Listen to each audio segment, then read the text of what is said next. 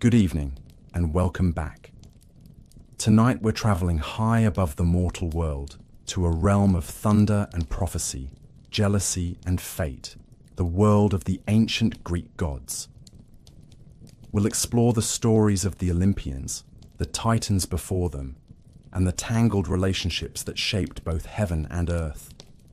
These are myths of creation, power, love, vengeance, and everything in between. As always, I'd love to know, where in the world are you listening from, and what time is it for you? Whether you're lying in bed, drifting off to the sound of soft thunder, or just taking a moment to rest your mind, this time is yours. In the beginning, there was nothing. Not a void, not a sky, not a sea, nor even a whisper of wind. There was no time, no movement, no light to mark the passing of an age, nor sound to echo the birthing of the world. There was only chaos, an empty, yawning vastness, boundless and dark, the raw potential of everything that would ever be. From this silent chaos, as inevitable as the stirring of thought within sleep, came the first presences. They were not born in the way men are born, nor even in the way gods would later be born. They came into being, suddenly and wholly, each embodying an essential force of existence. First came Gaia, the earth herself, vast and heavy, solid and fertile, the eternal ground upon which all things would stand.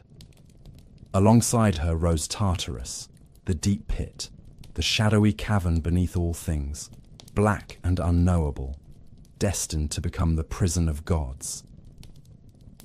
From the same murky stillness came Eros, the force of desire and union, the soft mystery that would compel form to seek form and life to reach for life. Then came Nyx, the velvet of night, cloaking the world in her sable wings, and Erebus, the darkness of shadow and the space between. From these formless beginnings, the cosmos began to shape itself, not with order nor with reason, but with the slow inevitability of a tree reaching toward the sun, even when there is no sun to see. Gaia, first and greatest of the primordial beings, bore from within herself a child to crown the heavens. Uranus, the sky, was vast and starry, a canopy arched forever above her. He was her equal in size and force, but it was she who made him, and it was she who welcomed him. Together they formed the first union of earth and sky, and from that coupling came 12 mighty beings who would inherit the world in their image. These were the Titans, 6 male and 6 female, each more radiant and more terrible than the last. Their names murmured like thunder in forgotten valleys. Oceanus, who encircled the world in endless waters. Coeus, master of the axis and the stars. Creus, obscure and remote. Hyperion, whose light would pass to the sun. Iapetus, progenitor of suffering and toil. And Cronus, youngest and most cunning, with his hard eyes and sharper ambition. Their sisters were Theia, whose gaze bore light. Rhea, who would be queen. Themis, whose presence brought law to chaos. Mnemosyne, memory made flesh. Phoebe, bright as prophecy. And Tethys, the grandmother of rivers. But Gaia and Uranus did not only produce titans, they also bore stranger things, more ancient, more primal. From the deep places in Gaia's flesh came the Cyclopes, one-eyed giants with arms like tree trunks and faces set with blazing eyes.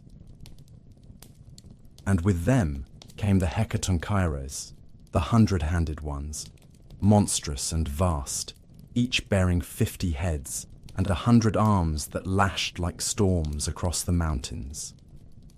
Uranus looked upon these children and felt not love, but loathing.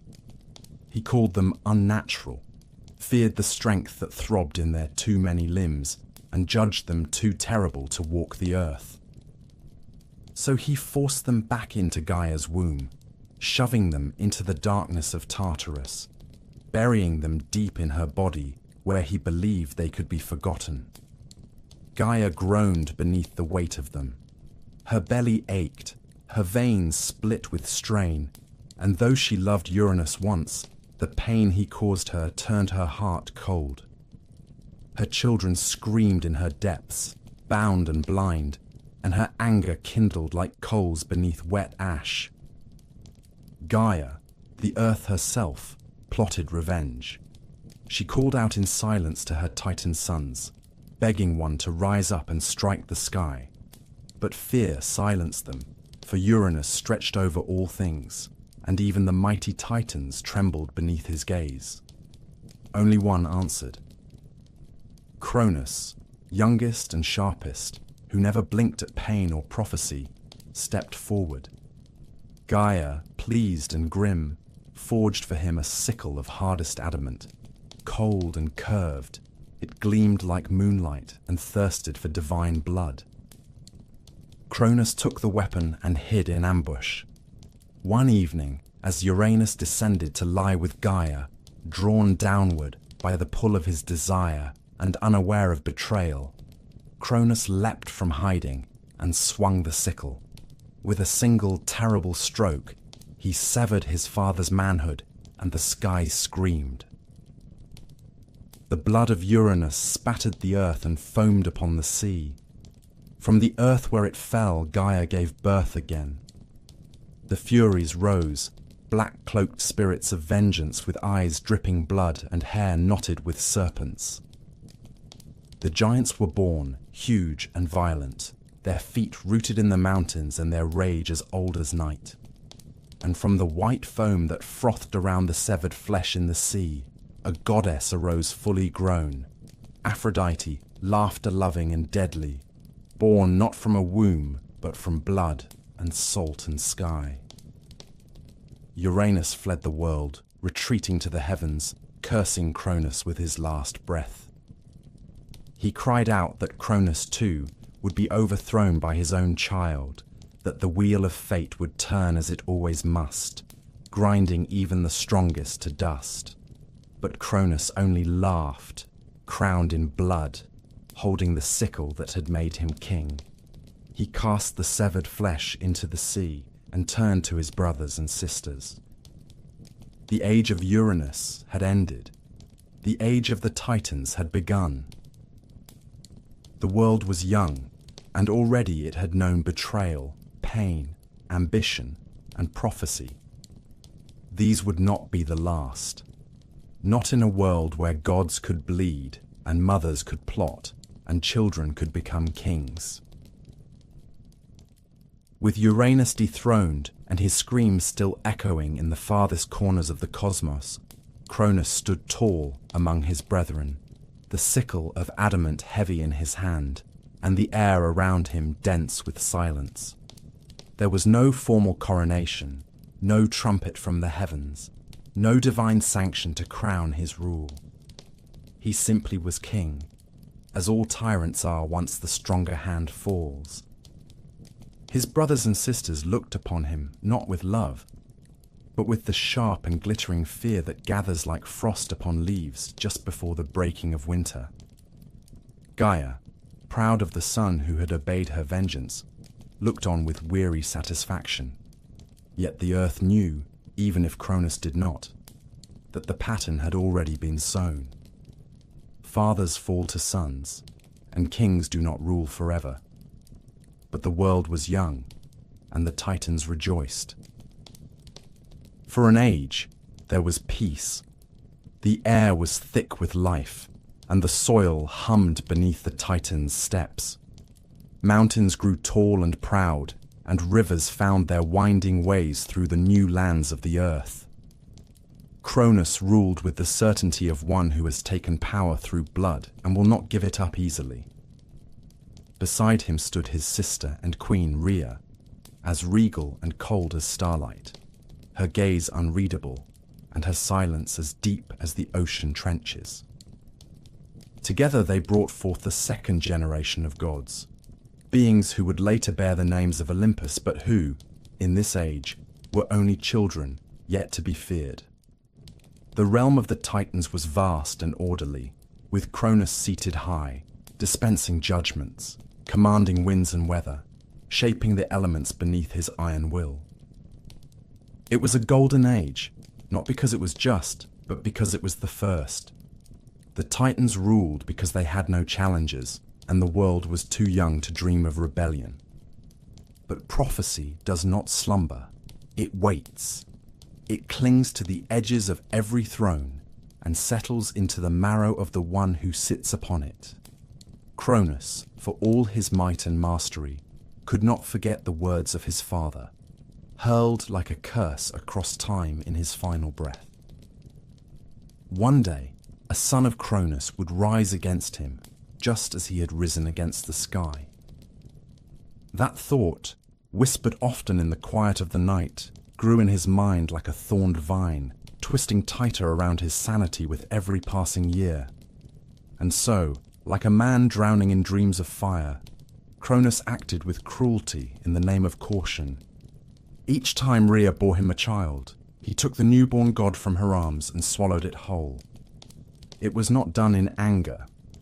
There was no rage in his eyes as he committed this quiet, terrible ritual. Only cold necessity, sharpened by fear. First came Hestia, goddess of the hearth and flame, swallowed while her eyes were still closed to the world. Then Demeter, who would have made the fields bloom. Then Hera, who would have been queen. Then Hades, whose grim destiny was already written in the cold places of the underworld. Then Poseidon, god of the sea, before there was even a word for the ocean. 5 children, divine and immortal, consumed not in violence, but in order to stave off fate. Each time, Rhea wept in silence, her mourning swallowed by the wide halls of Cronus's domain. She grew hollow with grief, her eyes ringed with shadows, her womb filled with despair. And each time she laid on the birthing stone, she whispered to Gaia, who listened in the dark places of the earth and plotted quietly, as she always had. By the 6th child, Rhea could bear it no longer. She travelled in secret to the heart of Gaia's domain, where the earth murmured with ancient memory, and there she devised a plan. When the time came and her 6th child was born, she did not place him in the arms of Cronus. Instead, she gave him a stone, swaddled in cloth, smooth and heavy and silent. Cronus took it without suspicion and swallowed it, as he had the others, believing the threat once more subdued. The child, a boy with eyes like storm clouds and a cry like thunder, was spirited away by Rhea to the island of Crete, far from Cronus's gaze. There, in a cave hidden among the folds of the mountains, young Zeus was raised in secret. His cradle was carved from rock and hung by golden chains from the branches of a sacred tree, so that he might neither touch earth nor sky, hiding him from the reach of his father's sight. Around him danced the Curetes, armored youths, who clashed their swords and shields to drown out the infant's cries, their war dance a lullaby of violence to mask the sound of destiny being nurtured in silence. The goat Amalthea nursed him, her milk rich and divine, and from her horn the cornucopia would one day spill unending bounty. The nymphs bathed him in sacred water and whispered to him stories of the stars. As Zeus grew, so too did his strength, and the wrath of the heavens waited behind his eyes. He learned of his birth, of his devoured siblings, of the stone that Cronus had swallowed in his place, and he vowed in the cold of night and in the echoing chambers of the cave that he would not let the same fate fall upon him. The world outside turned, unaware that in a hidden grotto, vengeance was ripening like fruit on the vine. The age of Titans endured, but in the roots of the mountain, a child of thunder listened to the earth and prepared. The same prophecy that had felled Uranus now beat like a second heart beneath the soil. For in the world of gods, no feast lasts forever, no crown sits easy, and no power is ever truly safe from the child born in shadow, with a name whispered only by mothers and nymphs. For a time, the rule of Cronus was hailed across the breadth of the earth as a golden age, not for its justice nor its mercy, but for its simplicity. There was order, there was stability. The Titans held sway over the known world, their strength unmatched, and their names etched like iron into the bones of the mountains and the furthest stretch of ocean. Mortals, newly awakened from the soil and breath of Gaia, lived in quiet harmony, untouched by the horrors of war or the endless tumults of ambition that would later scar the ages. They did not grow old. They did not suffer the pain of famine or disease. They lived in communion with the earth, and the earth, still young and strong, fed them without complaint. This age bore no kings among men, no cities fortified by blood, no altars scorched with sacrifice. The gods walked distant and proud, and the world turned beneath their shadow, undisturbed by revolt or upheaval. And at the center of it all stood Cronus, sharp-eyed and silent, the sickle that had won him the heavens no longer in his hand, but buried deep, hidden where no one could claim it. Or so he hoped. Cronus ruled not through cruelty, but through fear. Not the fear of those he governed, for men in that age did not yet name their gods with terror. No, it was his own fear that governed all things. The prophecy of Uranus hung over him like a sword balanced on a fraying cord, poised to fall with the weight of a whisper.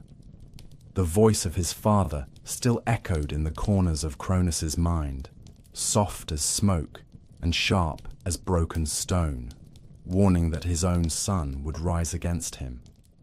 And Cronus, for all his strength, had learned well what happens to those who ignore prophecy. He had been the prophecy once. He had drawn the blade. He knew its power. And so he chose not to wait for the knife to find his throat. He chose to smother the future before it could open its eyes. When Rhea, his sister and queen, bore him their first child, a daughter wrapped in flame and warmth, Cronus took her from Rhea's arms before the mother could even name her. The child was Hestia, goddess of the hearth, the still fire at the center of all homes. Cronus looked into the infant's eyes, eyes that carried no threat, no rebellion, only innocence and a flickering flame, and he opened his jaws and swallowed her whole. There was no blood, no breaking of bone, no scream. She passed from the world like a dream dissolving at dawn, her divine body vanishing into the cavern of his belly, imprisoned but undestroyed. The act was not driven by hatred. It was sacrifice offered to fear. When Rhea bore their second, Demeter, goddess of the harvest and the waiting field, Cronus did the same. Then Hera, the storm-eyed future queen, proud even in infancy. Then Hades, whose dark gaze was already fixed on the caverns below. Then Poseidon, wreathed in salt and breath of sea, his cries echoing like waves against the shore. Each was taken, each was swallowed. Each was bound in silence within their father's body. And Rhea, who had once walked like a queen through the halls of Olympus, grew thin with grief and heavy with wrath. Her arms, again and again emptied of her children, trembled with a fury she did not speak aloud, but the ache in her womb did not fade. The cycle continued, and in the quiet, she turned not to her husband, not to her sisters, but to Gaia, the eternal, the wise, who knew well the ache of betrayal and the bitter taste of vengeance. Gaia, who had once plotted the fall of Uranus, listened once more. And together, they crafted a plan not of war or confrontation, but of quiet defiance, the kind that grows in the spaces between heartbeat and breath.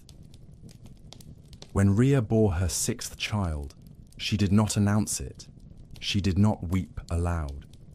She slipped away to the island of Crete, to a cave beneath Mount Ida, where the air was thick with the scent of cedar and goat milk, and the sky seemed too distant to hear a cry.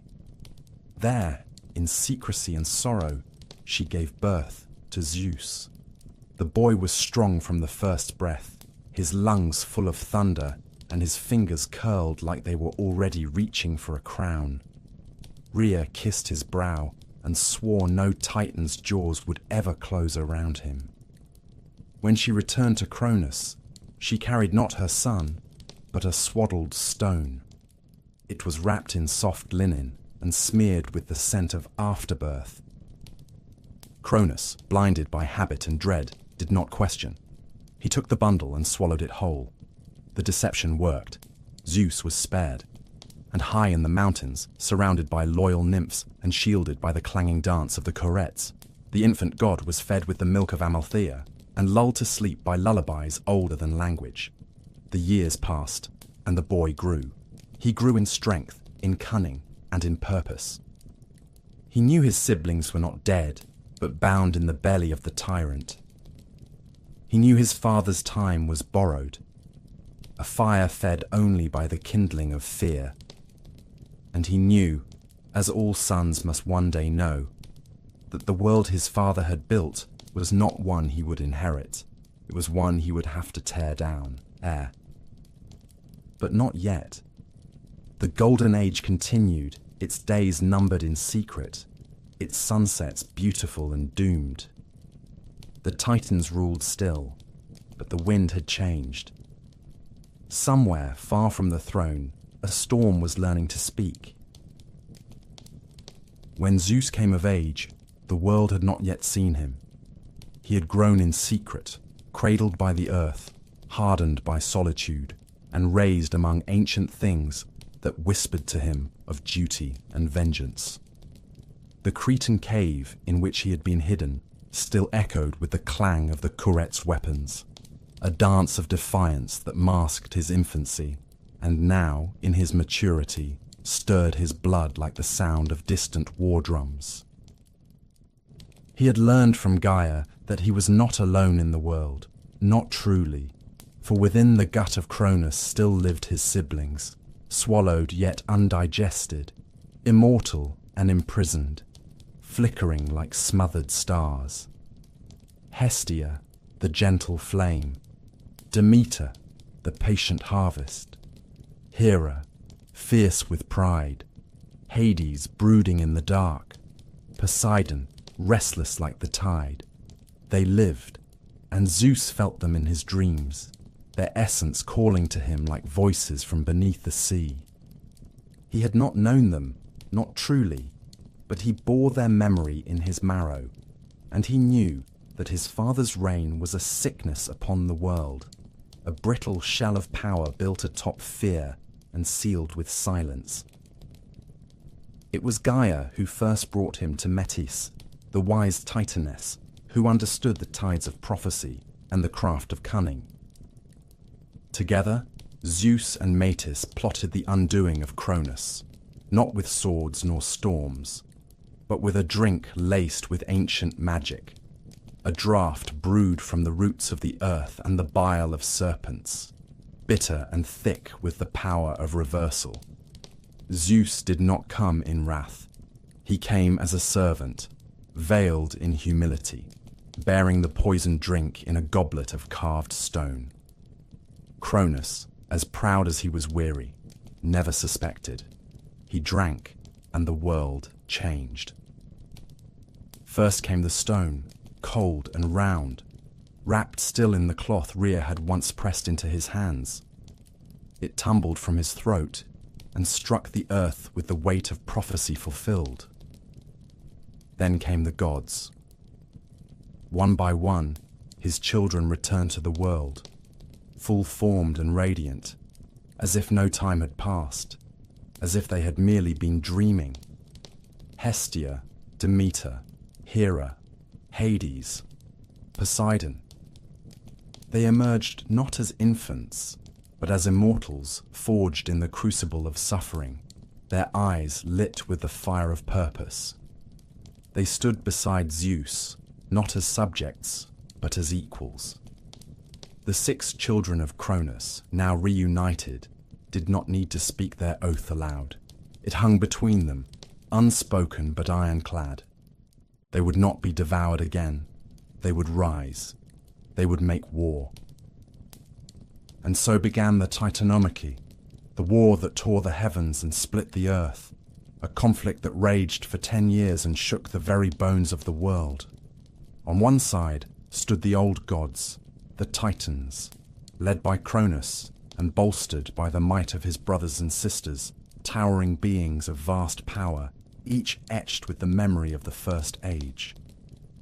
On the other side stood the younger gods, the Olympians, raw and burning with purpose, wielding the fury of youth and the justice of rebellion. The war was not a single battle, not a clash of arms that ended with a victor crowned. It was a storm that lasted a decade, a siege against time itself. Mountains were thrown like javelins. Rivers ran red not with blood, but with the force of the divine. Day and night lost meaning as the heavens burned and the earth cracked beneath the weight of struggle. At first, the Titans held the upper hand. Cronus fought with a desperation born of inevitability, striking with all the terror of one who knows his throne cannot last, but refuses to fall without fire. The younger gods, though mighty, could not overcome the entrenched power of the Titans alone. But Gaia, ever watchful, whispered again to Zeus, reminding him of the allies his father had once buried. Deep in Tartarus, in chains of agony, still lay the 100-handed ones, Briareus, Cottus, and Gyges, and the Cyclopes, children of Gaia and Uranus, born before time and stronger than mountains. Zeus descended into the pit, the realm of shadow and sorrow, where even the light of the gods could barely cling to the walls. There he found them, bound in suffering, their 100 hands limp, their 100 mouths silenced. He broke their chains. He spoke to them, not as a master, but as a brother. In return, they gave him gifts. The Cyclopes, once scorned, forged weapons to match the fury of the sky. For Zeus, they made the thunderbolt, a spear of lightning that split the heavens with a single cry. For Poseidon, they crafted the trident, a weapon that could stir the oceans and shatter the land. For Hades, they gave the helm of darkness, a crown of invisibility that cloaked its wearer from sight and spirit alike. Armed and emboldened, the Olympians rose anew, not as rebels, but as gods of destiny. The final days of the war were apocalyptic. Briareus and his brothers hurled boulders like hail. Zeus rained thunder upon the peaks of Thessaly. Poseidon shook the sea until islands cracked in two. Hades, unseen, slipped through the ranks of Titans, sowing confusion and fear. At last, Cronus fell, not in a blaze of glory, but in exhaustion, overcome not only by the might of his children, but by the prophecy he had tried to defy. The Titans were defeated, bound in chains of unbreakable bronze and hurled into Tartarus, deeper than dreams, beneath even the roots of the earth. There, guarded by the 100-handed ones, they would remain, howling in silence, memories of a power that could not outlast time. Zeus stood over the battlefield, not as a child of prophecy, but as a king. The sky cleared. The war was over. The age of the Titans had ended. A new age was about to begin. But peace in the world of gods is always fleeting, and the throne, once won, is never safe. The war had ended, or so the gods believed. The Titans were cast into Tartarus, bound beneath the roots of the world, and the sky, once split with thunder and the shouts of battle, had gone still. Zeus had claimed the throne, not with ceremony, but with the simple fact of victory. The halls of Olympus, newly risen atop the mountain that pierced the heavens, began to echo with the footsteps of the new gods. Their voices were loud with triumph, and their laughter rolled like wine through the stone corridors. But far beneath their feet, deeper than the darkness of Hades, the earth remembered its wounds. The blood of Uranus still pulsed in its buried veins, and Gaia, ancient and enduring, stirred in fury. She had helped the Olympians in their war, but her allegiance had never belonged to Zeus. Her loyalty was to balance, to vengeance, and to the old order that had been cast down.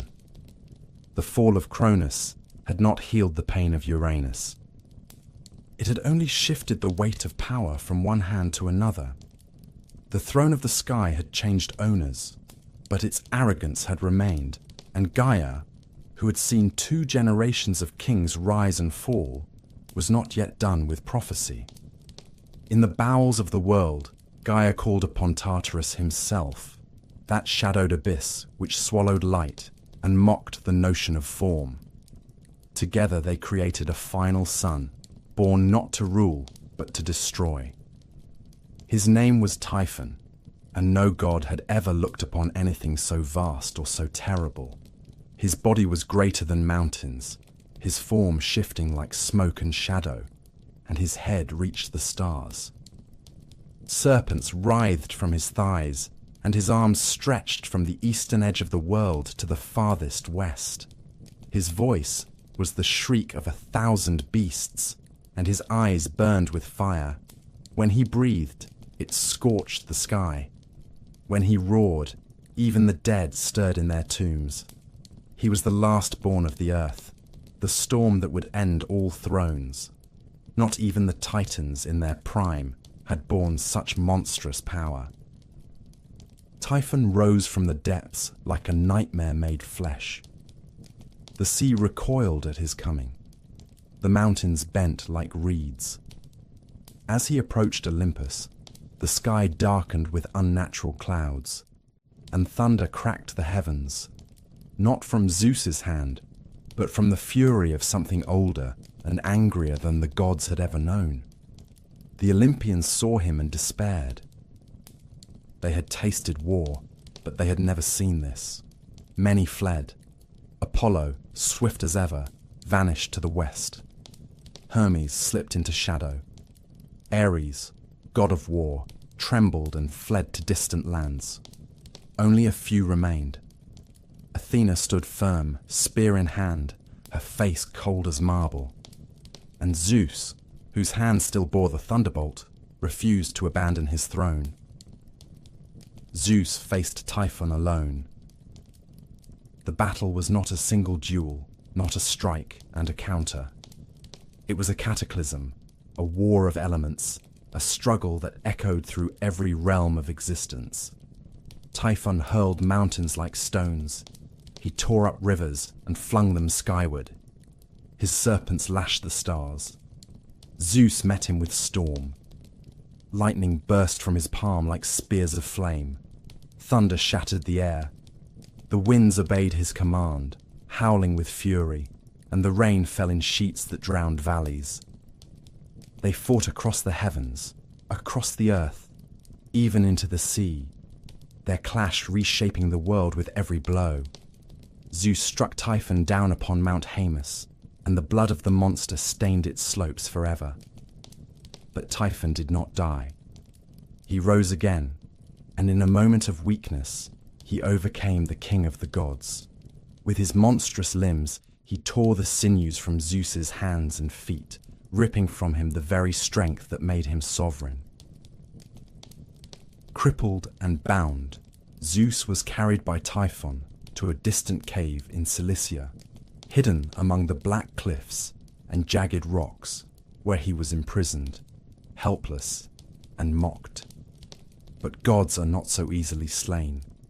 The tale of Zeus's captivity passed into the hands of Hermes and Pan, who together crept into the cave, disguised by shadow and guile.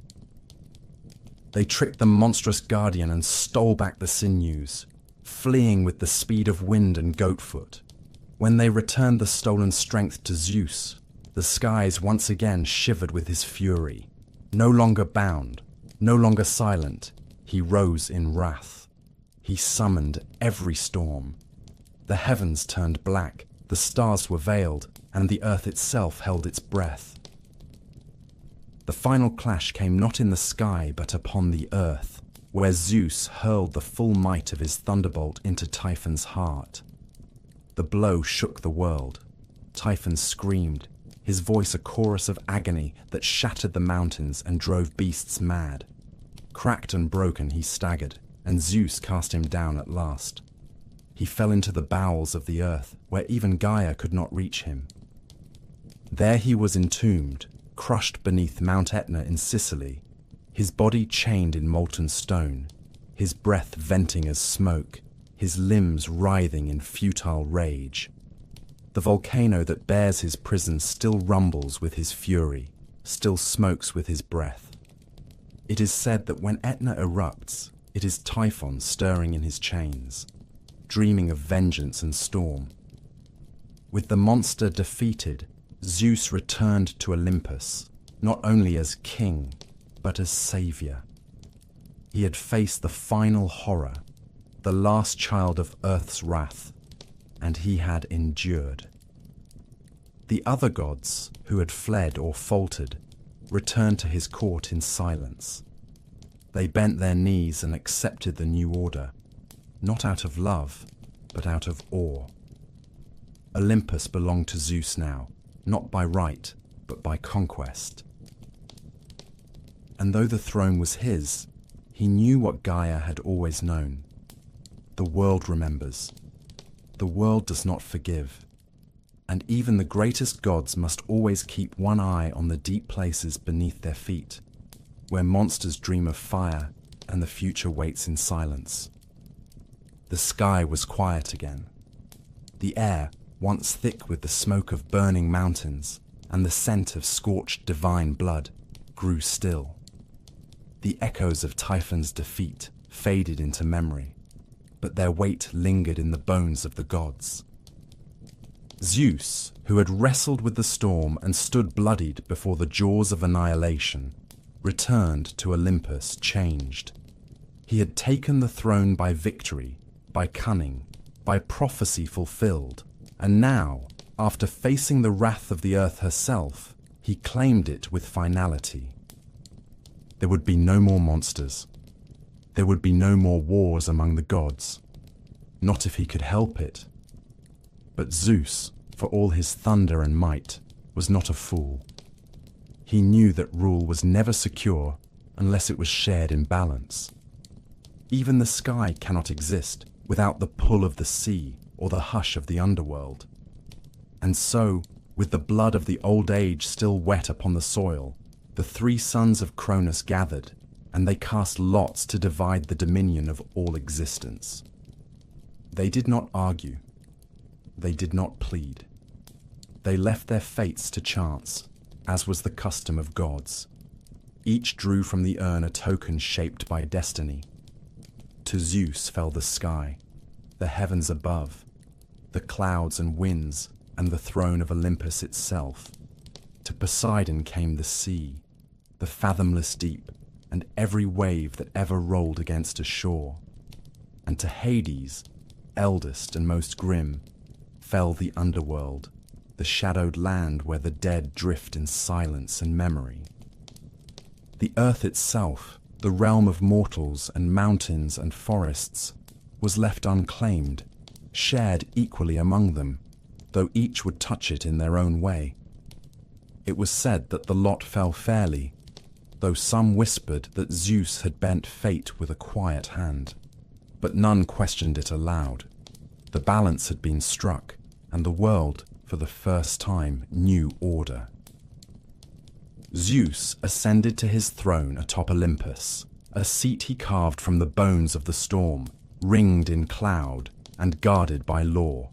Around him gathered the new pantheon, gods born from the swallowed and returned children of Cronus, and others born of the earth and sea in quieter days.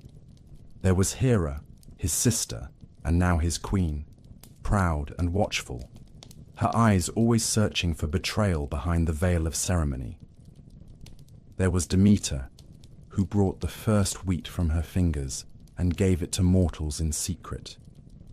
Hestia, who rekindled every hearth in every home.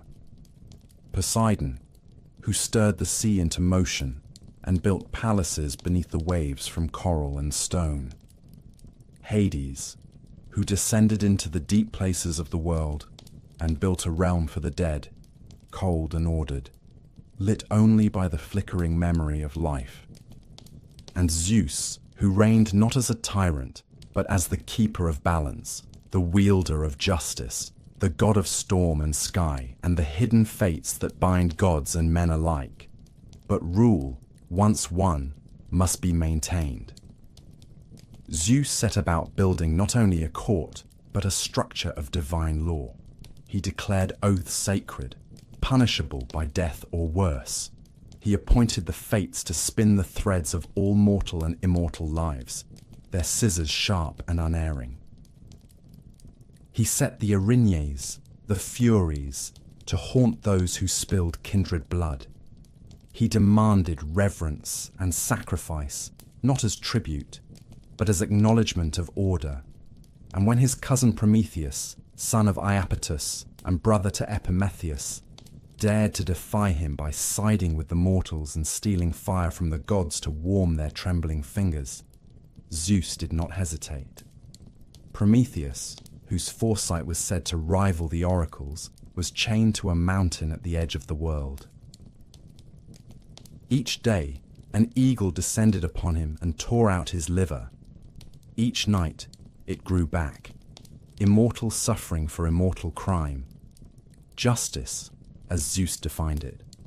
But justice in the hands of a god is never without spectacle. To punish mankind for the theft of fire, Zeus commissioned the gods to shape a new creature, one more dangerous than any monster of the past.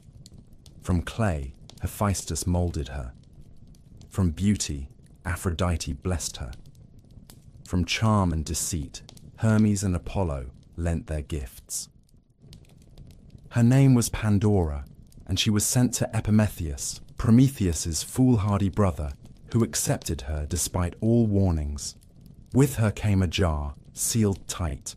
She opened it, as she was meant to do, and from it spilled every sorrow the world had never known. Disease, famine, grief, betrayal, war. Only hope remained inside, clinging to the lid as the last whisper in the dark. Thus the age of mortals truly began, not in innocence, but in knowledge, in struggle, and in fear. Still, Zeus ruled. He looked down from Olympus and watched the slow march of mankind, their prayers rising like smoke, their temples built in stone and salt and supplication. He listened to the songs they sang in his name and in the names of his kin. He punished the arrogant, rewarded the pious, and moved the world as a man might shift the coals in a brazier, never letting the fire die. The earth was no longer wild. It had been shaped, defined, and divided. But beneath its surface, Gaia still slept, and the Titans still stirred in their prisons, and the old truths still whispered through the roots of trees and the lips of dying seers. The war had ended. The throne was secured. But Olympus was not invulnerable. No kingdom is. And the age of Zeus, though just begun, would not be without its trials. High upon Mount Olympus, where no mortal foot could tread, and no storm could reach unless summoned by divine will, the great halls of the gods rose from cloud and stone. Marble columns glistened in the light of dawn, and silver fires burned eternally along corridors that stretched wider than valleys.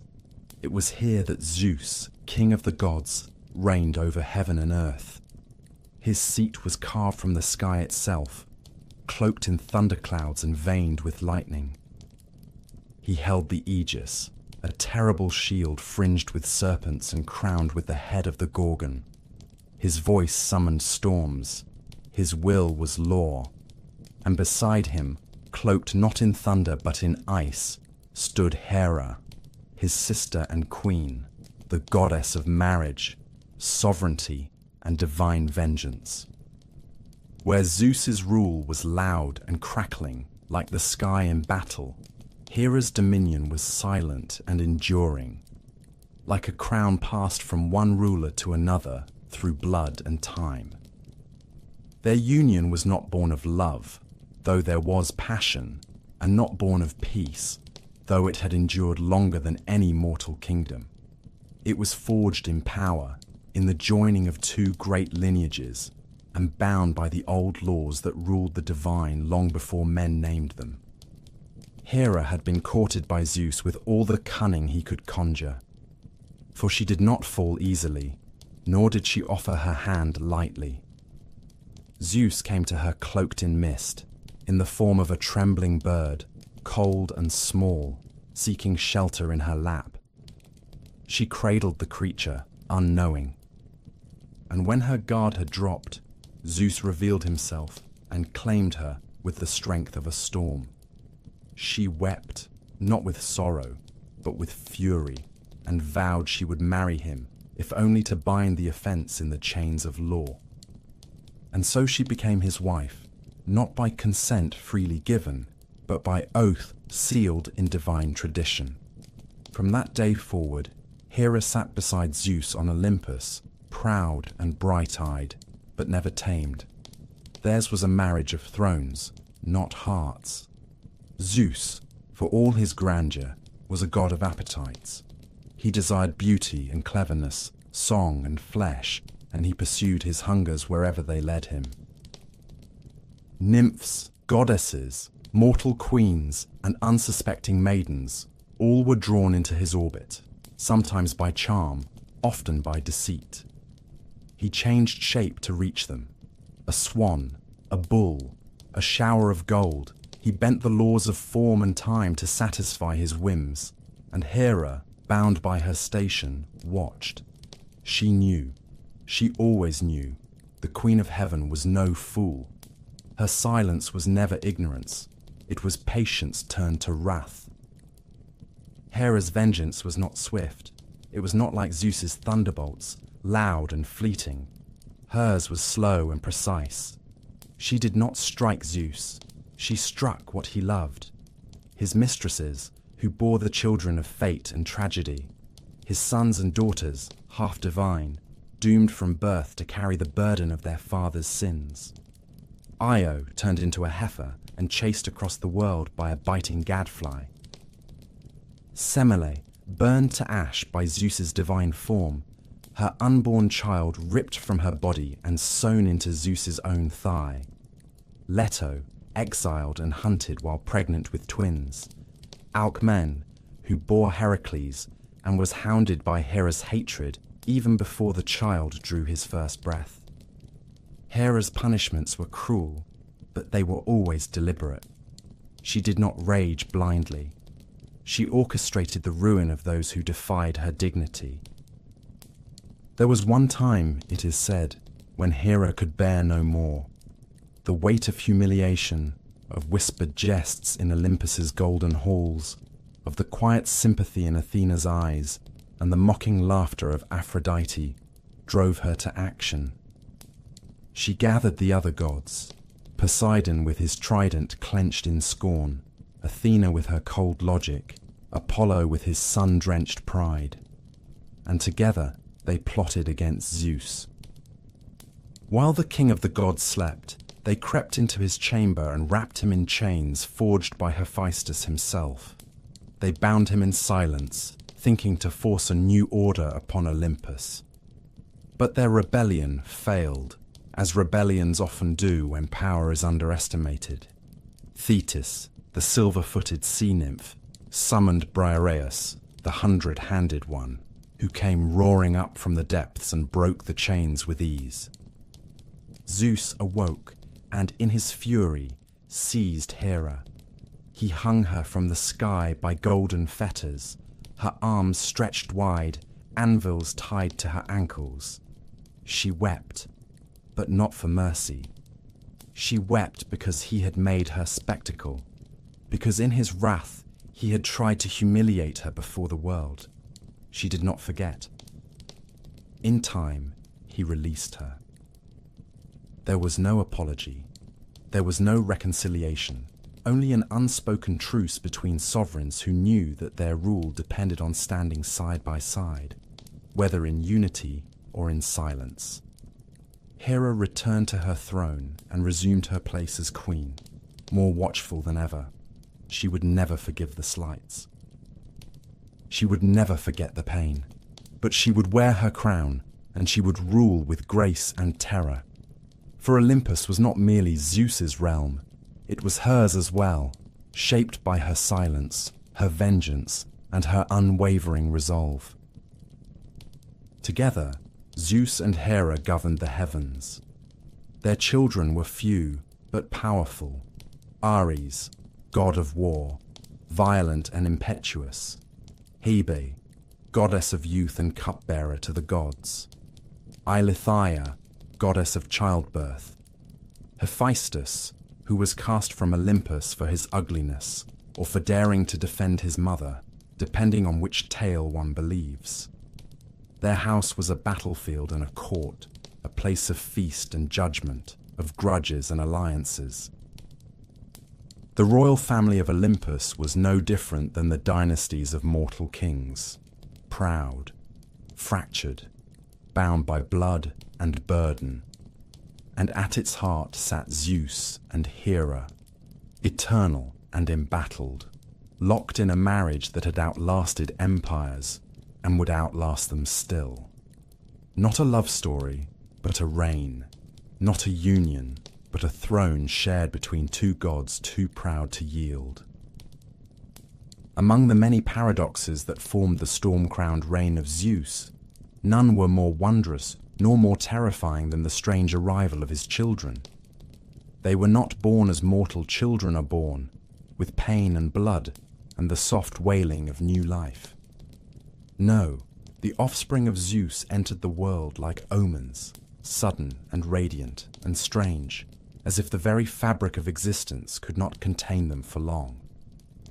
Their births were tangled in prophecy, in vengeance, in deceit and pride, and none more so than that of Athena, the bright-eyed goddess of wisdom, of war and reason, of strategy, and the cities of men. Her coming was not foretold by stars, nor sung by nymphs, but whispered in fear by the earth itself. For Zeus had taken Metis, the cleverest of the Titanesses, daughter of Oceanus and Tethys, whose mind was said to be as deep as the sea and as subtle as mist. She was not seduced with force or fire. Zeus pursued her with patience, cloaking himself in flattery and argument, drawing her into his embrace, not out of passion, but because the world had grown too unstable for a woman like her to walk free. Yet even in victory, he feared her. For Gaia and Uranus had warned him that Metis would bear him 2 children. The first, a daughter, wiser than her mother. The second, a son, who would be mightier than his father and cast him down as Zeus had cast down Cronus, and Cronus had struck down Uranus before him. Zeus, who had once freed the world from the tyranny of his sire, now trembled at the thought of his own undoing. And so, when Metis was with child, he acted. He summoned her with sweet words and coaxed her to his side. Then, without warning or hesitation, he opened his mouth and swallowed her whole. The gods who witnessed it said nothing. The air stood still. Metis vanished into his body, and with her went the child she carried. But Metis was not like other beings. She did not die. She lived within Zeus, her voice curling around his bones, her knowledge spreading through his limbs like wine through a golden cup. She nested in his mind, whispering, growing, watching. And in time, the child she bore began to press against the boundaries of her prison, not with fists, but with thought, with reason, with power that no father could contain. Zeus began to suffer. At first, it was a stiffness in the temples, then a pounding that shook his very vision. No healing nor incantation soothed him. No god could ease his pain. Finally, in desperation, he called upon Hephaestus, the smith of Olympus, the god of flame and craft and forge. In some tellings it was Prometheus, in others Hermes or Pallas. But the most enduring tale names Hephaestus, grim and resolute, bearing a bronze axe forged in the depths of the earth. At Zeus's command, the smith lifted his blade and split the Sky King's forehead with a single stroke, and from the crack, not in blood, but in brilliance, emerged Athena. She came forth fully grown, armored in gold and gleaming bronze, her shield polished to mirror the stars, her spear taller than a man's height, her eyes sharp as tempered steel. She did not cry out. She shouted a war cry so pure and so strong that the heavens trembled and Olympus itself shook.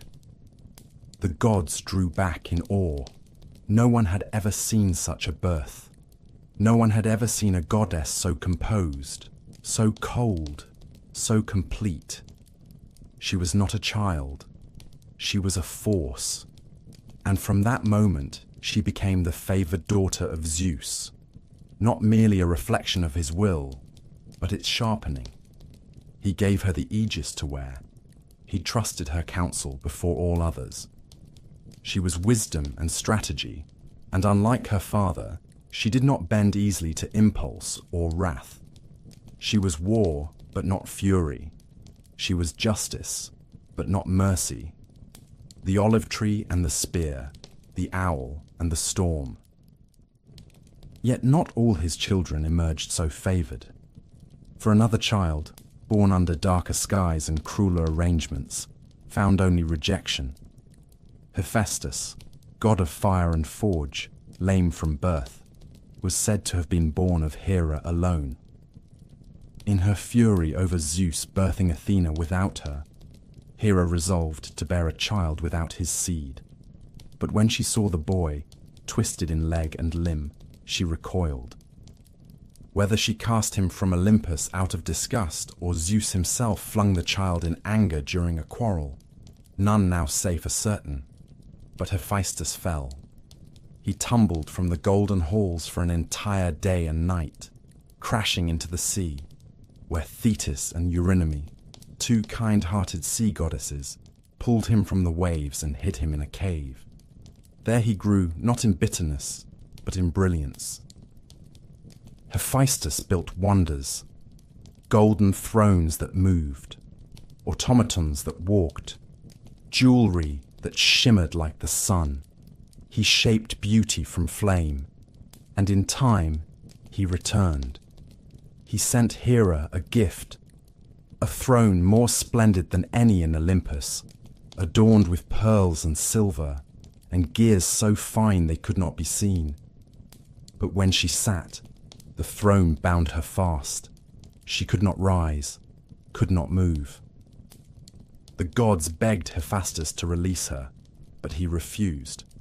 "I have no mother," he said. Only after Dionysus found him and gave him wine, singing him into joy and stupor, did Hephaestus relent. He came back to Olympus riding a mule, crowned in ivy, and freed Hera. From then on, he claimed his place as the smith of the gods, and they could not do without him. Yet his bitterness remained. His heart, forged in fire, was not immune to pain. When he was wedded to Aphrodite, the most beautiful of all goddesses, it was not love, but order that arranged the match. And she betrayed him. She took Ares into her bed, and when Hephaestus learned of it, he crafted a net so fine it could not be seen, and he cast it over their entwined bodies, dragging them before the gods to shame them in the eyes of Olympus. The gods laughed, for they are cruel and capricious. But Hephaestus did not laugh. He watched, he remembered, and he returned to his forge, where he hammered his sorrow into weapons, where he poured his rage into steel. So it was that the children of Zeus did not come to him in peace. They arrived like omens, like challenges. Athena sprung from prophecy and fear. Hephaestus, cast out and risen in spite of scorn. They were not sons and daughters in the mortal sense. They were gods, fully formed and crowned with purpose. And Olympus, golden and eternal though it seemed, echoed always with the clanging of their stories. The footsteps of war, the hiss of steam, the quiet hush of wisdom, and the soft grinding of resentment beneath the marble floors. Athena, born without a mother, from the very skull of Zeus in a burst of thunder and thought, stood unlike any other goddess in Olympus. She did not crawl, she did not cry, she did not wail for milk or warmth or cradle. She sprang into the world in armor, golden and unyielding, with a spear already in her hand and reason burning behind her eyes. Her birth was not a miracle, but a warning, for no god who arrives armed and silent can be trusted to simply stand idle. The Olympians watched her with awe, for they knew this was not a goddess of soft love or idle beauty. This was a goddess of judgment and will, of strategy, of city walls, of laws written in flame. In the long halls of Olympus, where jealousy and lust often stirred more quickly than wisdom, she moved with purpose. Where other gods shouted or laughed or wept, Athena merely looked. She spoke seldom, but when she did, her words cleaved through silence like a blade through silk. Unlike Ares, who relished the frenzy of blood and chaos, Athena represented the colder side of war, the kind that draws maps and lays traps, the kind that builds siege towers and calculates the movement of men like pieces on a painted board. Hers was the realm of generals, not berserkers. When men prayed to her before battle, they prayed not for fury, but for clarity. They asked for strength in the shield wall, for unbroken lines, for the wisdom to know when to strike and when to wait. She answered those who showed discipline and courage. She did not favor cowards, nor did she indulge recklessness. And when she walked upon the battlefield, and there were times she did, she moved like a shadow of bronze and wind, guiding the brave, toppling the foolish, her shield alight with the Gorgon's head, and her feet never touching blood. Her patronage extended far beyond war. Athena was a goddess of cities, not in name only, but in soul. She brought order to the chaos of wandering tribes. She gave mortals the first glimmer of what it meant to live not as beasts, but as citizens. Architecture, shipbuilding, the loom, the plough, all these, the ancients believed, came from her. She taught crafts and strategy, the weaving of cloth and the weaving of law. Where she walked, men began to shape stone into temples, to raise statues not in fear, but in admiration. And among all the cities, one became her own. When Cecrops, the first king of a newly risen city on the rocky promontory of Attica, prepared to offer his city to a god, both Poseidon and Athena appeared, each laying claim to the people. Poseidon, proud and tempestuous, struck the earth with his trident, and from the rock sprang a fountain of salt water, or in some versions, a magnificent warhorse, swift, strong, untamable. But Athena planted an olive tree, its roots deep and its leaves shimmering silver in the breeze. The people saw the gifts and chose the olive, for it gave wood, food, oil, and peace. And so the city was named for her, Athens. She guarded it always, not with fire, but with wisdom and with an eye that missed nothing. In times of peril, her owl flew across its rooftops. In times of glory, her statues towered above its walls. Even as wars came and kings fell, Athens remained hers. Yet like all the gods, Athena was not without pride. She did not suffer rivals, especially not among mortals who dared to mirror her brilliance. There was a girl once, a Lydian named Arachne, whose skill in weaving was so fine that no pattern could outmatch it. No thread ever broke beneath her fingers. When her neighbors whispered that perhaps Athena herself had taught her, Arachne scoffed. She claimed the goddess had nothing to do with her art, that her skill was her own. When Athena heard this, she came down not in storm or fury, but in disguise, an old woman with tired eyes, and warned Arachne to humble herself. But Arachne refused. She challenged the goddess to a contest. Athena dropped her disguise, and they both wove. The goddess wove the glory of Olympus, the justice of the gods, the foolishness of those who dared defy them.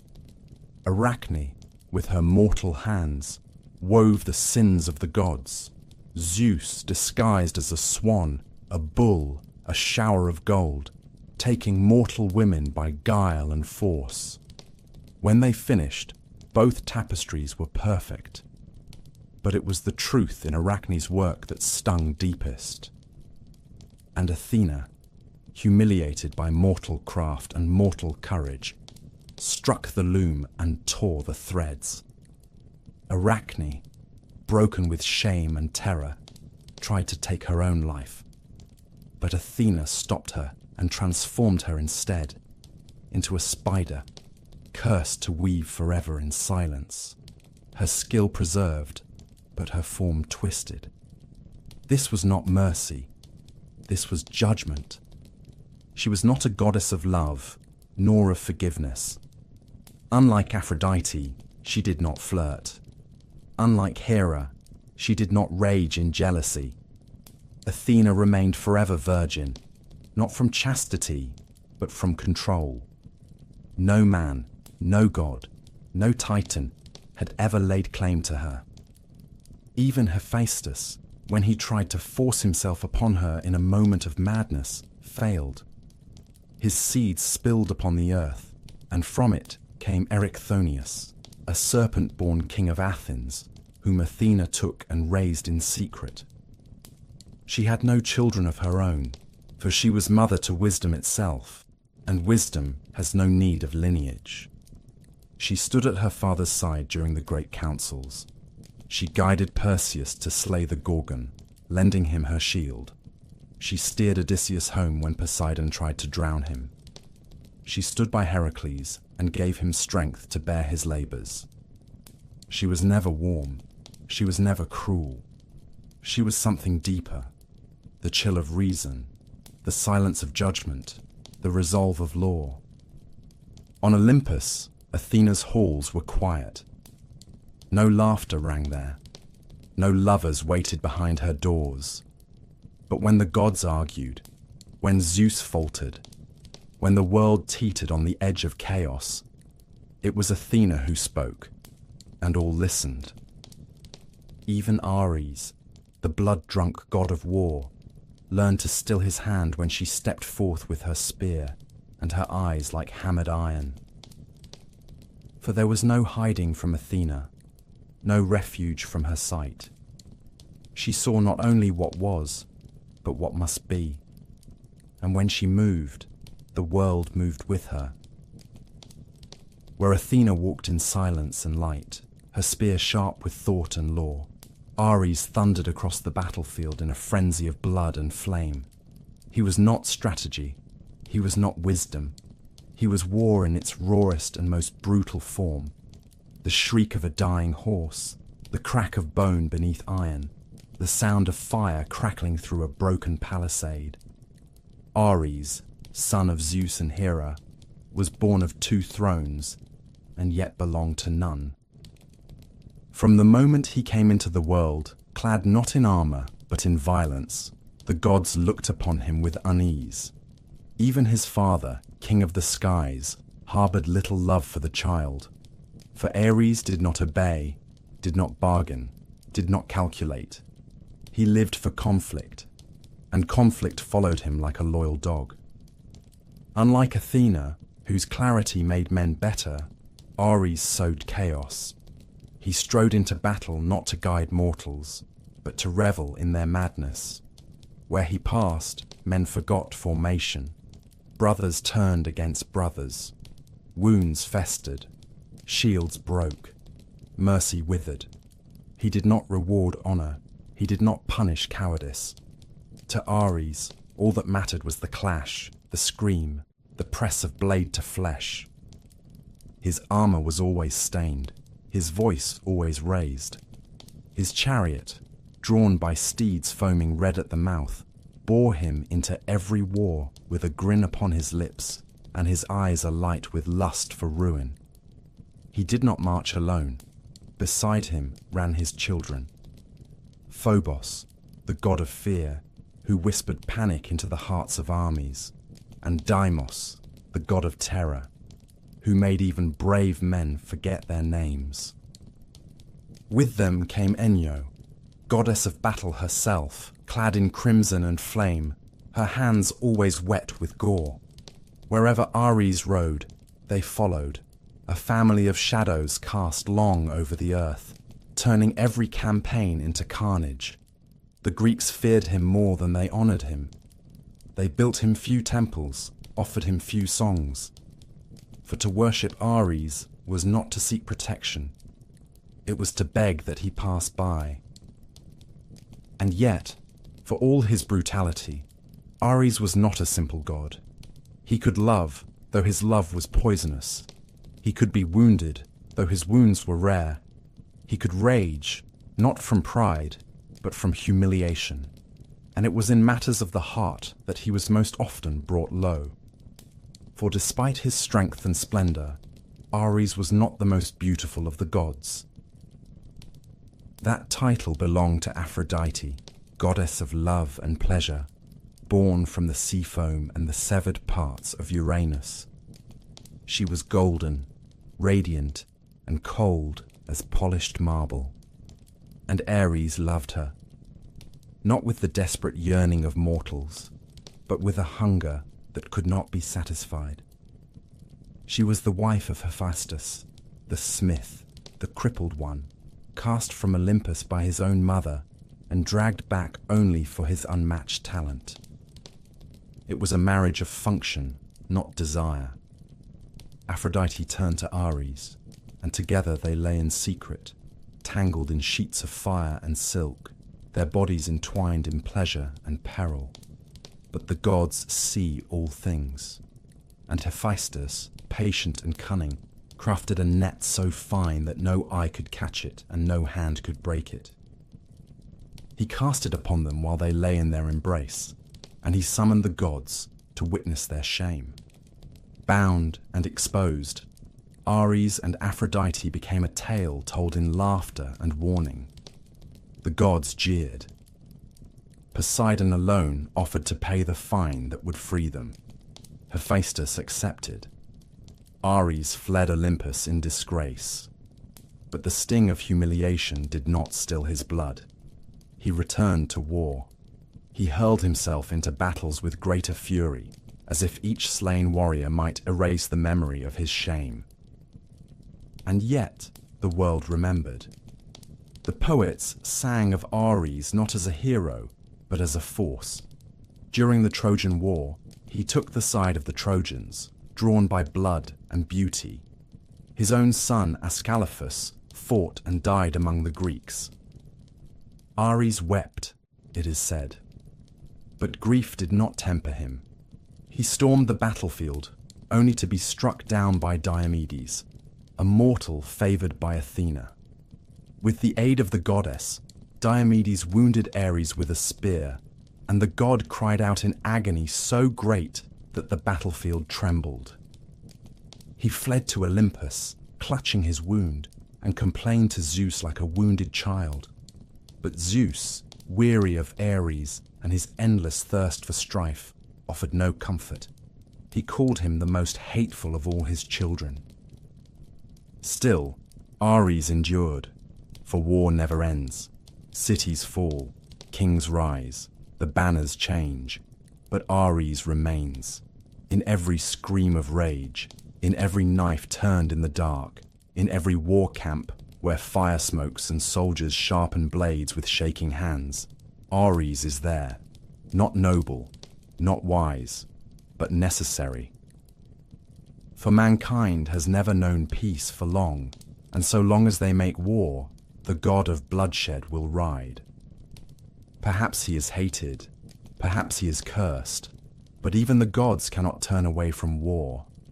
And Ares, clad in scarlet and iron, marches ever onward, crowned not in laurels, but in the silence that follows slaughter.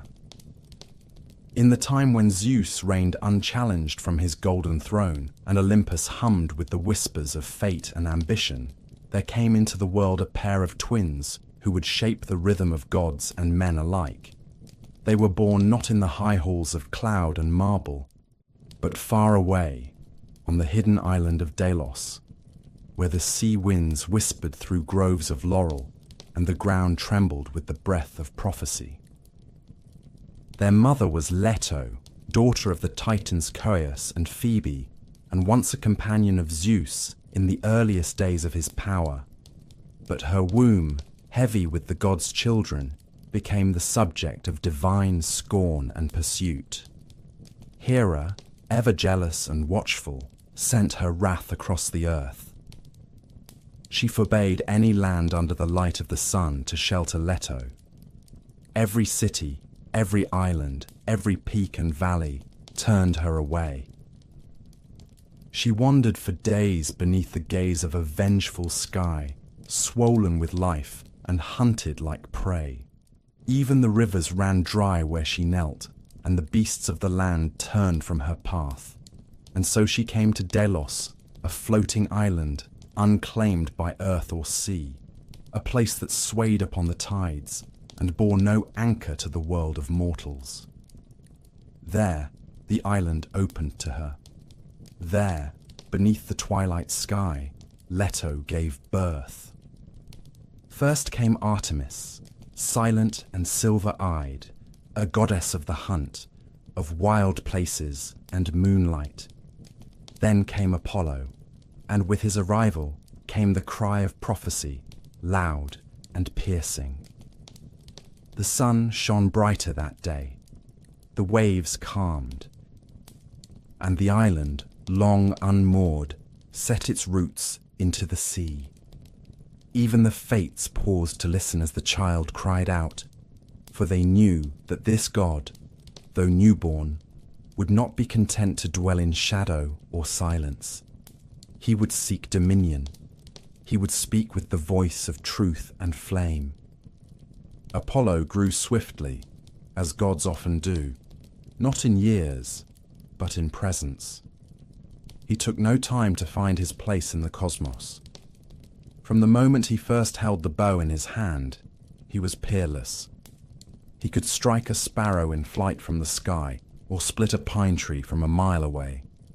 But his bow was not only a weapon of death, it was a tool of justice. And when he learned of Python, the monstrous serpent who guarded the ancient sanctuary of Gaia at Delphi, he knew what he must do. Python, born of the earth, was not merely a beast. He was old magic, chthonic and coiled with ancient knowledge, but he had also been Hera's wrath, sent to torment Leto as she fled. Apollo, though young, bore no patience for insult. With arrows of gold and intent as bright as the rising dawn, he descended upon Delphi and slew the serpent. The blood stained the stones for 7 days. The earth mourned, but Apollo built his temple upon that very place, claiming it not in conquest, but in transformation.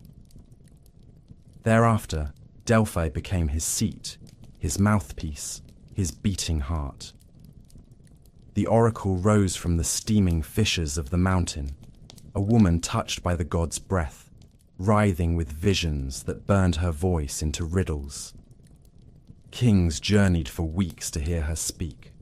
Warriors knelt, priests wept. She sat upon her tripod, her face veiled, her eyes unseeing, and from her lips came words that were not her own. Apollo did not speak through fire or fury, but through vision. His was the light that blinded gently, the truth that could not be escaped. He was the god of reason, of balance, of poetry and music and order. Where Dionysus led in madness, Apollo led in harmony. Yet Apollo was not always gentle. When slighted, he struck with precision. When Coronis, a mortal woman bearing his child, betrayed him with another, Apollo's rage was swift. He killed her not with a sword, but with knowledge.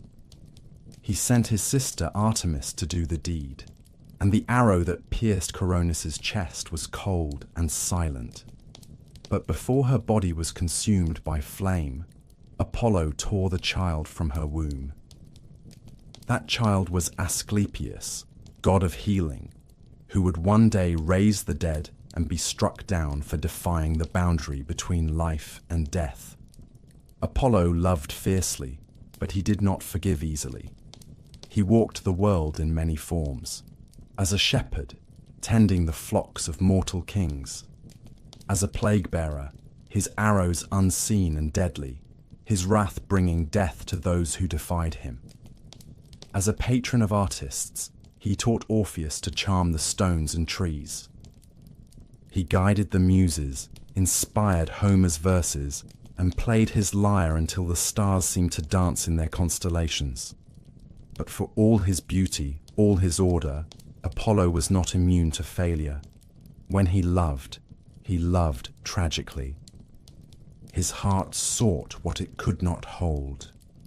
Daphne, the nymph, fled from him, calling upon her father, a river god, to save her. He turned her into a laurel tree, her skin hardening to bark even as Apollo reached to touch her. And so he wore her leaves as a crown, a symbol not of triumph but of eternal yearning. Apollo ruled the day, rode the chariot of the sun in later tellings, guiding its path across the sky. He banished darkness. He named laws. He saw all things in the light. Yet even he could not halt the turning of fate. Though gods live long, their stories stretch in shadow and light. And Apollo, for all his radiance, would one day face sorrow deeper than any wound. But that tale was yet to come. For now, he stood tall, golden, and terrible in beauty, the archer of Olympus, the seer of truths, the god who brought order to chaos and music to silence. Men raised temples in his name, kings swore oaths upon his altar. And somewhere beneath the mountain at Delphi, the old bones of Python still dreamed in the deep, waiting for the world to shift again. Before the temples were raised, before the names of gods were chiseled into marble, and before man dared to measure the world with lines and laws, there was the wilderness. It spread without boundary, thick with shadow and the scent of laurel and pine. There were no kings in those woods, no armies, no thrones, only the rustling of animals, the howl of wind, and the whisper of water beneath the moon. and it was there that Artemis ruled. Not from a palace of stone, but from the hollows of trees and the peaks of untamed mountains. She was born in silence, her birth coming first upon the island of Delos. Her mother Leto still hunted, her womb still heavy with a second child. It is said Artemis helped bring her brother into the world, serving as midwife to the god who would one day rule the sun. From that moment, she was marked not just as his twin, but as his mirror, not opposite in essence, but in nature. Where he brought order, she preserved freedom. Where he spoke in riddles and reason, she moved in instinct and silence. And while Apollo shone in the day, Artemis became the moon's quiet flame, cold, distant, and eternal. Artemis asked for her place in the cosmos early. While still a child, she approached her father Zeus with clarity unmatched by many gods, thrice her age. She did not beg. She did not smile. She asked for a bow and arrows like her brothers, a retinue of nymphs to hunt beside her, and the eternal vow of virginity, that she might never be yoked to man, never bear child, never know the bindings of hearth or marriage. She asked for the mountains and wild places to be hers, ungoverned and unspoiled. Zeus, perhaps surprised, perhaps admiring, granted all she asked without condition. From that moment, Artemis became sovereign of the untamed. She was the huntress, the protector of animals, the patron of young girls before they knew men, and the avenger of any who dared to trespass upon her sacred groves. She moved through forests clad in silver, her bow always strung, her eyes sharper than the wolves that followed her steps. She did not walk, she glided. She did not speak much. Her voice was wind through leaves, or the sharp whistle of an arrow. Mortals feared her as much as they honored her. For Artemis was not gentle. She had no patience for those who forgot their place. Niobe, queen of Thebes, once mocked Leto for bearing only 2 children, while Niobe boasted of her own brood of 14. In her arrogance, she laughed at the goddess. Artemis did not reply with words. She came down from the mountains with her brother, and together they struck the children down, Apollo taking the sons, Artemis the daughters. The earth drank deeply of royal blood that day. Niobe fled to Mount Sipylus and wept until the gods, weary of her cries, turned her into stone. But even in stone, the tears did not cease. Such was the vengeance of the twins. Artemis guarded her purity with steel. There was a man once named Actaeon, a hunter like herself, brave and boastful, who wandered into her sacred glade one dusk. He came not to harm, not to mock, but merely to drink and rest. Yet he saw what no man was meant to see, the goddess unclothed, her skin pale and unmarred, her form untouched by time or desire. She saw him. He froze, and with a glance, she transformed him into a stag. Confused, terrified, Actaeon fled into the woods, his limbs no longer his own. But his fate was already written. His own hounds, not recognizing their master, chased him down and tore him to pieces. The forest was quiet again, and the lesson was left unspoken. Yet Artemis was not cruelty itself. She was fairness, if not mercy. She healed as often as she harmed. She watched over childbirth, paradoxical though it seemed for a virgin goddess. Perhaps it was because she witnessed her own mother's pain. Perhaps it was because birth, like the moon, is a cycle of pain and light. Whatever the reason, women cried out to her in their labor, offering her honey and garlands of herbs, hoping she would soften her gaze just long enough to let the child live. Sometimes she did. Sometimes she did not. The tales of Artemis are many, and not all end in death. She protected Iphigenia, the daughter of Agamemnon, who was to be sacrificed so that Greek ships might sail to Troy. At the last moment, Artemis stole the girl away, leaving a deer in her place, and carried Iphigenia across the sea to serve as her priestess.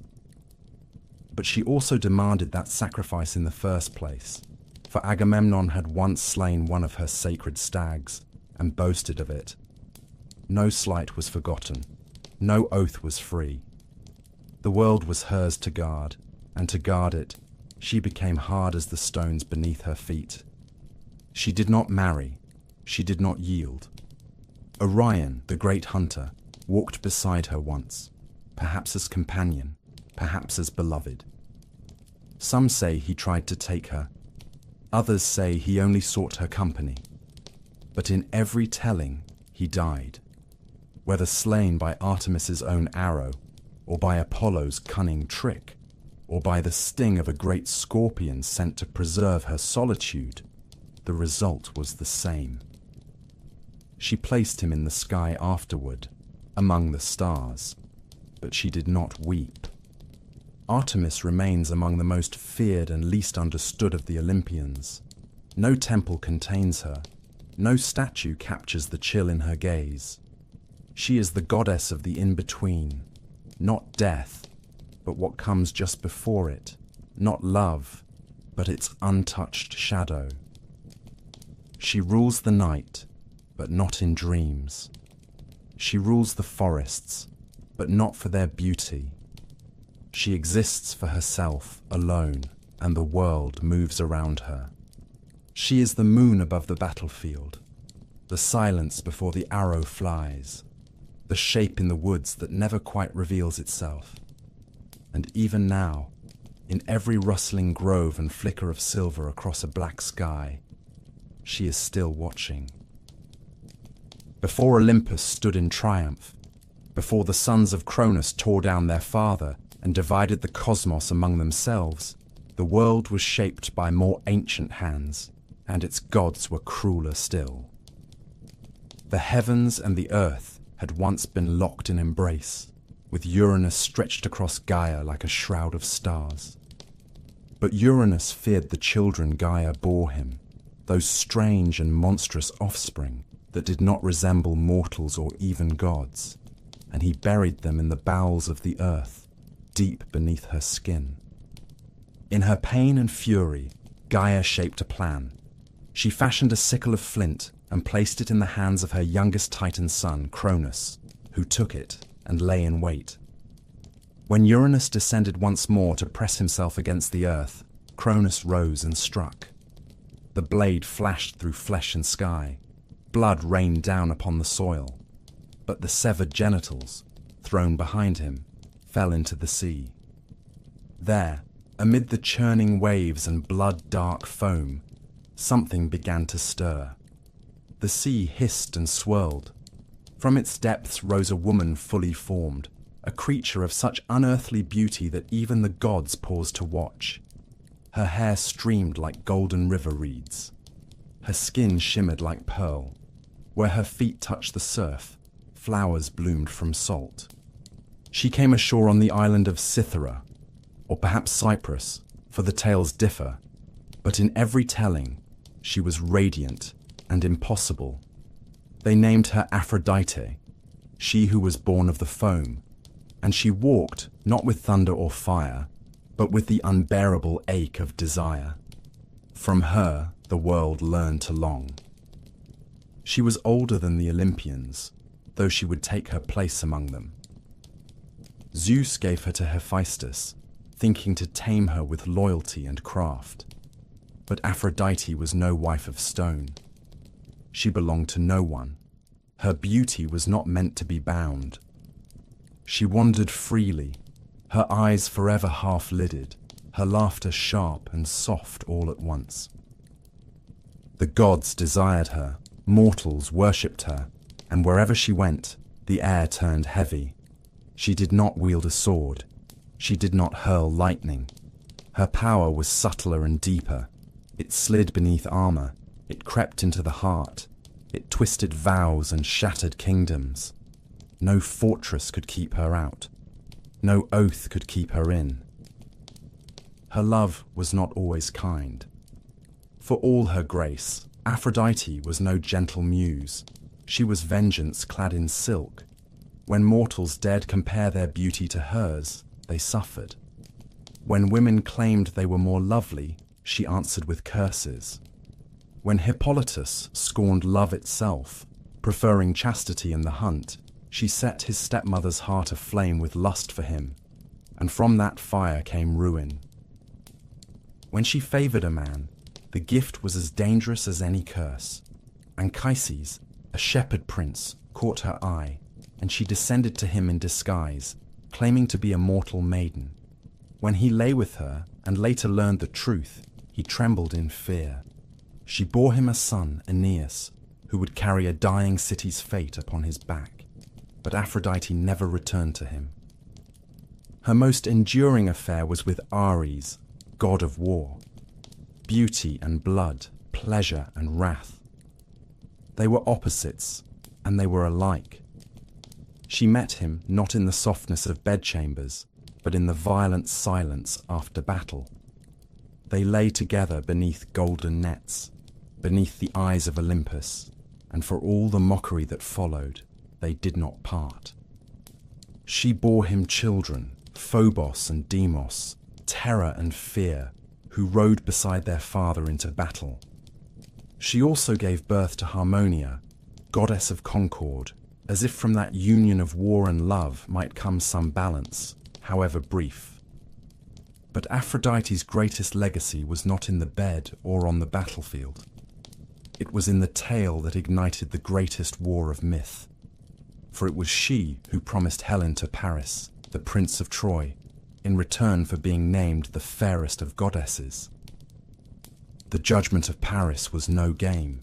Hera offered power, Athena offered wisdom and victory, but Aphrodite offered love, and that was stronger than kingdoms. Paris chose her, and in doing so, doomed his city. Helen, the wife of Menelaus, was taken, and the Greeks sailed to Troy with fire in their hearts. 10 years of blood followed. Achilles and Hector fell. Priam wept for his sons, and all because Aphrodite whispered in a prince's ear and smiled.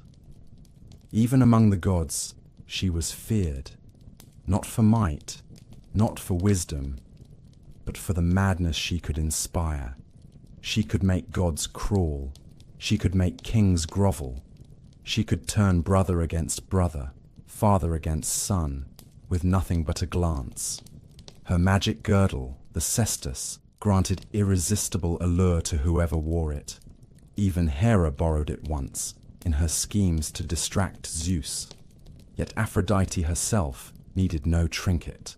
Her presence alone was enough to bend the will. She was not cruel for cruelty's sake, but she was not merciful. She did not love with patience. She did not nurture. She consumed. And yet the world worshipped her. Temples rose across the aisles. Statues of smooth marble, eyes cast down in longing, stood in her honor. Men and women alike burned incense at her altars, not out of fear, but out of hope.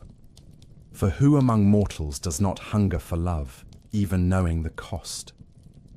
Aphrodite, born from the wound of the sky, carried within her the contradiction of all creation, that beauty is both blessing and burden, that love can build kingdoms and unmake them in the same breath, that desire does not yield to law or wisdom or even war. She smiled often, she wept rarely, and in every heart that has ever longed for another, in every glance that lingered too long, in every poem written in firelight, she endures. Among all the gods who sat upon Olympus, cloaked in glory and wreathed in beauty, none bore more scars, none carried a heavier silence than Hephaestus.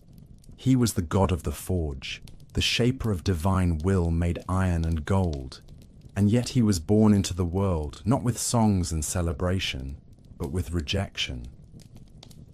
In the oldest tales, he was cast from the heavens by his mother Hera, who upon seeing her son twisted in leg and form, recoiled with such horror that she flung him from Olympus before he could even cry. He fell for a day and a night, tumbling through cloud and wind, until the sea took him in. There, beneath the waves, he was pulled from the water by Thetis and Eurynome, two sea goddesses, who raised him in secret, far from the laughter of his kin, far from the golden spires and feasts of the immortals. The boy who fell became the man who built. In the deep caverns of the sea, among the fire-warmed stones and singing currents, Hephaestus learned to master the craft of fire. With hammer and anvil, he forged wonders. Metal bent at his will. Flame danced for him like a loyal servant. His arms, though not graceful, grew strong. And in the echoing dark he made things that had never existed before. Mechanical women of bronze, living tools of gold, chains so fine they could not be seen. His work was not born of joy. It was born of silence, of exile, of the long bitterness that festers in the heart of the forgotten. He sent his mother Hera a gift, a throne more splendid than any in the halls of Olympus, etched with silver vines and golden beasts that shimmered when touched by light. But when she sat upon it, the trap was sprung. She could not rise. The throne bound her, gripped her like the judgment she had once passed without thought. The gods begged Hephaestus to release her. They came in turns, with flattery, threats, and bribes. But he refused them all. He had known the sea's cold embrace. He had heard the laughter of the dolphins where his father's voice should have been. He would not come unless brought. And it was Dionysus, the ever-smiling wanderer, who succeeded. He did not argue. He did not plead. He found Hephaestus, offered him wine, and drank with him deep into the night. By dawn, the smith rode back to Olympus upon a mule, drunk but unbent, his hammer slung across his back. He freed Hera, not in submission, but in triumph. And from that day, he claimed his place among the immortals. Yet even in the shining halls of Olympus, Hephaestus was never truly at ease. He was given a wife, the fairest of all goddesses, Aphrodite, radiant and cold as starlight. It was a marriage of arrangement, not affection. Beauty paired with deformity, love chained to labor. She was unfaithful, as many had whispered she would be. Her affair with Ares, bold and reckless, humiliated Hephaestus before the entire pantheon, but he did not rage as Ares would.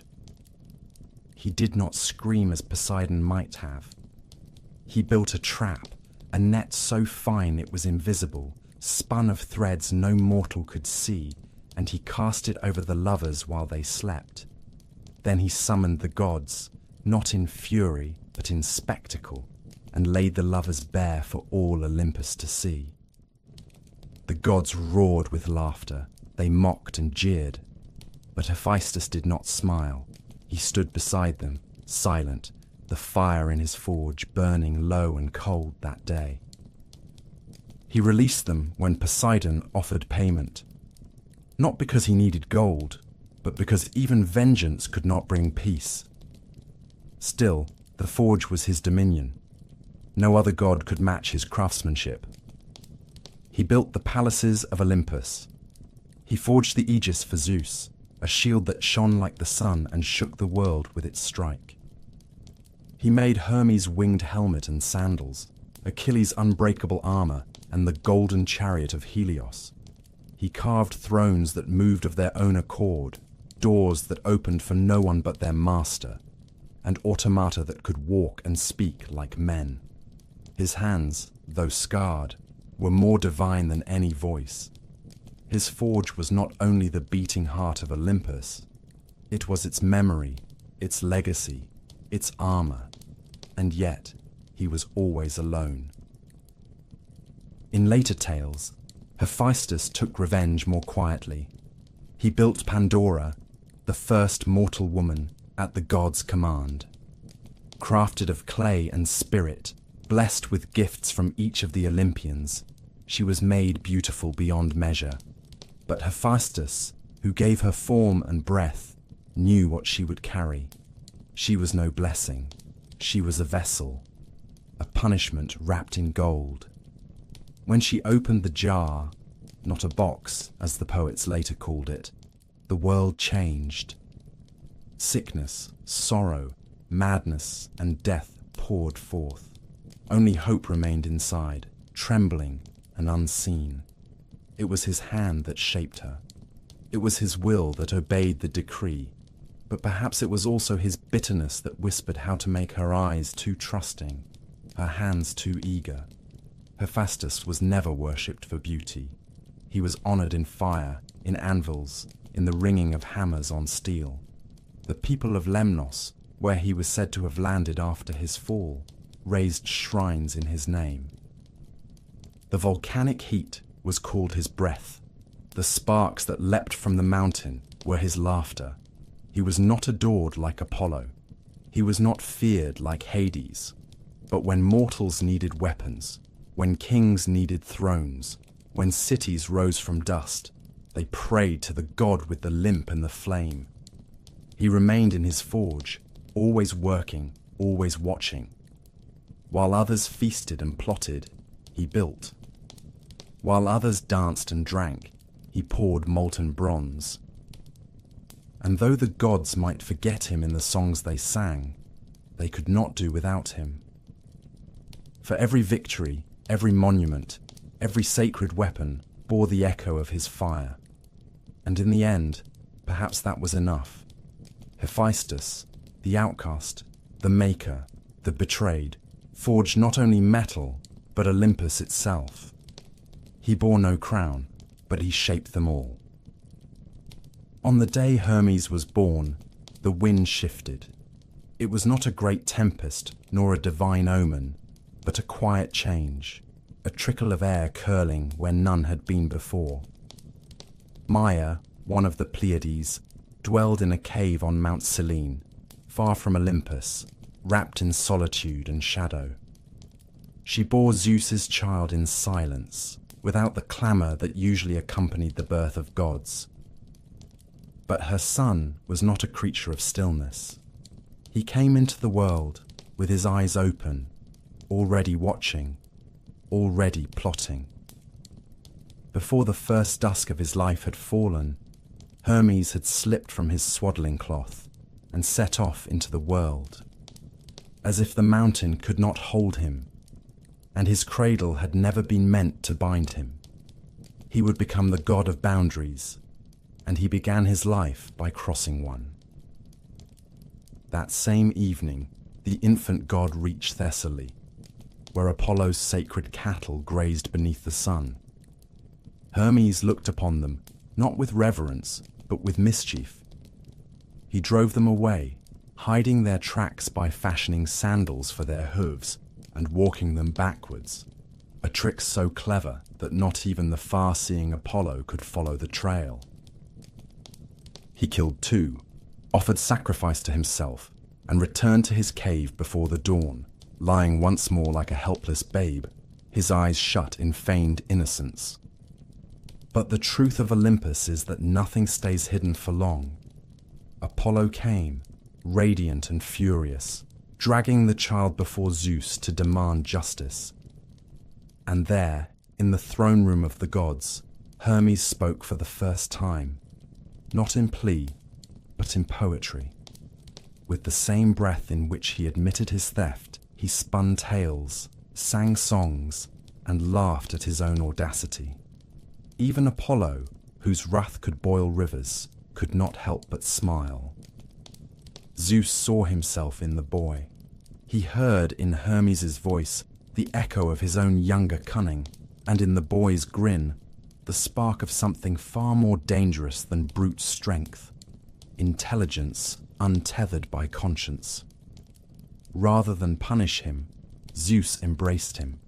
He made him herald of the gods, gave him a golden staff called the caduceus, and tasked him to walk freely between the worlds of gods, mortals, and the dead. From that moment, Hermes bore many names. He was Argephontes, slayer of Argus, the 100-eyed watchman whom he lulled to sleep with stories and song before drawing his blade. He was Psychopomp, the soul guide, who led the dead to the underworld, not with fear, but with calm. He was the guardian of travelers, thieves, merchants, and messengers. Wherever there were crossroads, Hermes stood at the center. He was not mighty like Zeus. He was not golden like Apollo. He was not solemn like Hades. But Hermes moved faster than any of them. His winged sandals barely kissed the ground, and his mind moved faster still. When Hera sought to torment Io, Zeus's mortal lover, by placing her under Argus's watchful guard, it was Hermes who came to her rescue.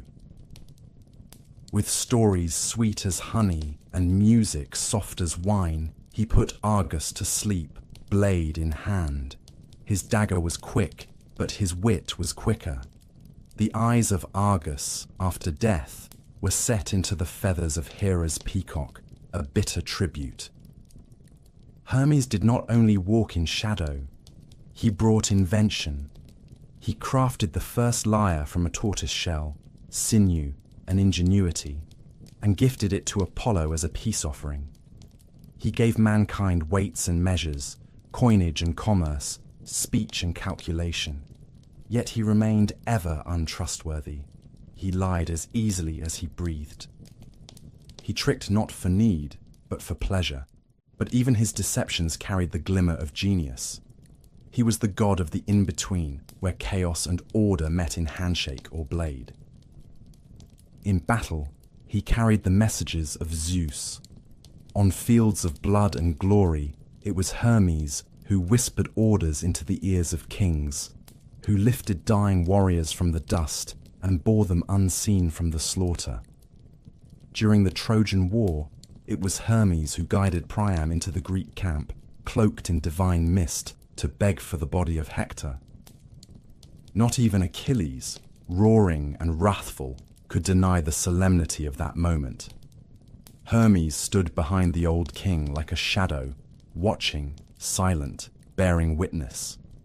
He was not often in the tales of war, but he was always there, between every word, every pause, every unspoken vow. He had many lovers, though few were stories sung in temples. His son Pan, born of a nymph, was a god of the wild, of madness, of pipes and panic, goat-legged and howling. Some said he fathered Hermaphroditus, child of Aphrodite, who bore both manhood and womanhood, twin in form. Hermes did not love in constancy. He loved in moments, in flashes, in games played beneath the moon. Temples to Hermes rose at borders and gates, crossroads and marketplaces, places where decisions were made and fates were changed. Travelers offered him stone cairns, piled high to mark a safe path. Thieves whispered his name before the theft. Merchants carved his image into their scales, and the dying, as they gasped their last, hoped to see him not in wrath, but in mercy, to have their souls carried not by darkness, but by a figure who smiled, even at the end. For all his cunning, Hermes was never cruel. He was not a god of justice, but he played fair in his own way. He balanced the weight of the world between trick and truth, lie and law. He was the boundary that made movement possible.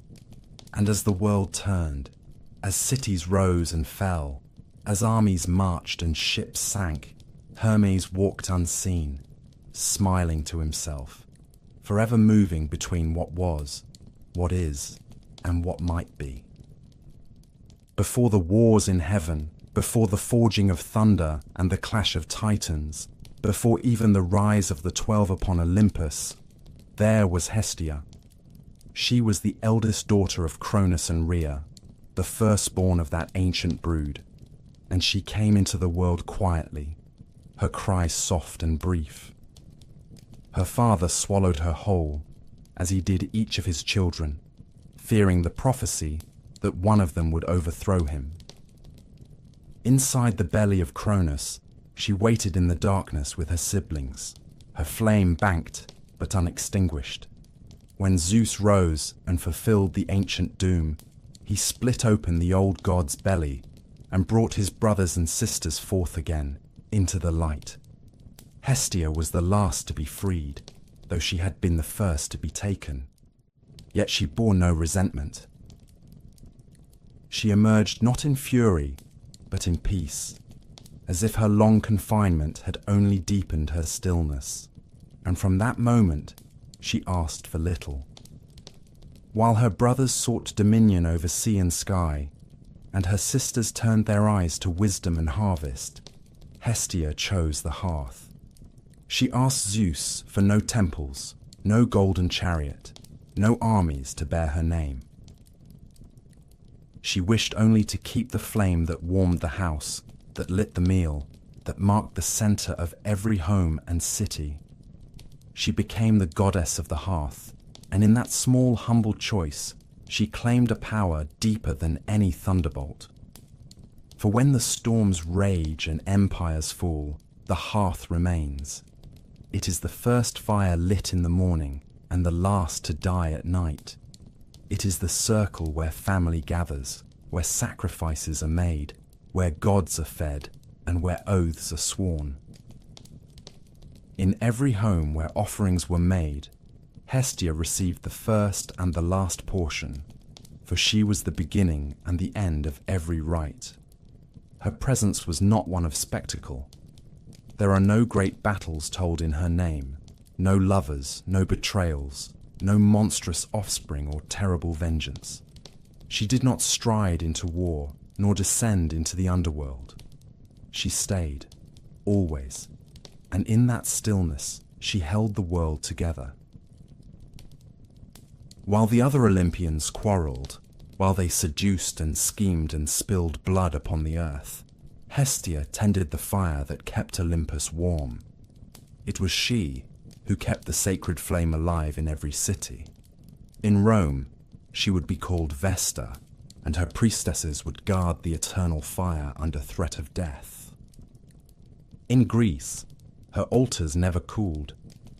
Even when a new city was founded, the settlers would carry a brand from Hestia's sacred flame to light the hearth in the new land.